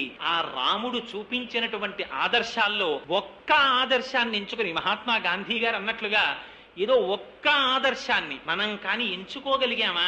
కేవలం చెప్పడం కాదు, నిజంగా ఇన్ని చెప్పి నేను ఇన్నింటిని పాటించలేకపోతే నా అంతటి కృతజ్ఞుడు వేరొకడు ఉండడు. అటువంటి ఆదర్శాన్ని పాటించగలిగినటువంటి శక్తి కూడా రామచంద్రమూర్తే కటాక్షించాలి. అది రామచంద్రమూర్తి మన జాతికి పెట్టిన భిక్ష. అందుకని రామ జీవితం అర్థమైందా, రాముడి ఆదర్శం అర్థమైందా, ఒక మనిషిగా మనం ఎలా బ్రతకాలో మనకు అర్థమవుతుంది. అందుకే నేను మొదటే చెప్పాను, రామాయణం ఎంతకాలం ఉంటుందో అంతకాలమే మానవ జాతి ఉంటుంది. నేను అప్పుడప్పుడు శ్రీభాష్యం అపలాచార్య స్వామి వారికి ఫోన్ చేస్తే ఆయన ఫోన్లో అంటుంటారు, స్వామి సుందరకాండ చెప్పానండి మొన్న అంటే, కోటేశ్వరరావు తప్పకుండా చెప్పబోయ్, రామాయణం ఎప్పుడు భూలోకం మీద చెప్పబడదో ఆనాడు ఇహ మానవత్వం ఉండదు. మానవత్వం కోసం రామాయణం ప్రవచనం జరగాలి, తప్పకుండా చెప్పు నాయన అంటుంటారు. మహర్షి సదృశులు కనుక, వాల్మీకి వంటి స్థితిని పొందినవారు కనుక ఆ మహానుభావుడంతటి మాట అనగలిగారు. ఇంత పరమ పవిత్రమైనటువంటి వసంత నవరాత్రులలో నాకు చెప్పగలిగిన సమర్థత ఉన్నా లేకపోయినా రామాయణం మీద, రామచంద్రమూర్తి ఆదర్శముల మీద వీడి చేత 4 మాటలు పలికించి వీడి పాపములను దగ్ధము చెయ్యాలనేటటువంటి పవిత్ర సంకల్పంతో నన్నిక్కడ ఇన్స్ట్రుమెంట్ గా కూర్చోపెట్టి రామాయణాన్ని చెప్పించినటువంటి పెద్దల యొక్క ఆదేశంలో ఉన్న రామచంద్రమూర్తి ఆదేశాన్ని స్మరిస్తూ అటువంటి అద్భుతమైన అవకాశాన్ని నాకు ఇచ్చినందుకు మీ అందరికీ నా ధన్యవాదాలను తెలియచేసుకుంటూ, సభాముఖంగా నాకంటూ ఒక అలవాటు ఉంది కనుక మంగళాశాసనపరై మదాచార్య పురోగమై సర్వైశ్చ పూర్వైరాచార్యై సత్కృతాయాస్తు మంగళం. మంగళం కోసలేంద్రాయ మహనీయ గుణాత్మనే చక్రవర్తి తనూజాయ సర్వభౌమాయ మంగళం. ఉమాకాంతాయ కాంతాయ కామితార్థప్రదాయినే శ్రీగిరీశాయ దేవాయ బలినాథాయ మంగళం. కరచరణకృతం వా కర్మ వాక్కాయజం వా శ్రవణనైనజం వా మానసం వాపరాధం విహితం వా సర్వమేత్తక్షమస్వ. శివ శివ కరుణాబ్ధే శ్రీ మహాదేవ శంభో. సర్వం శ్రీ ఉమామహేశ్వర పరబ్రహ్మార్పణమస్తు. స్వస్తి.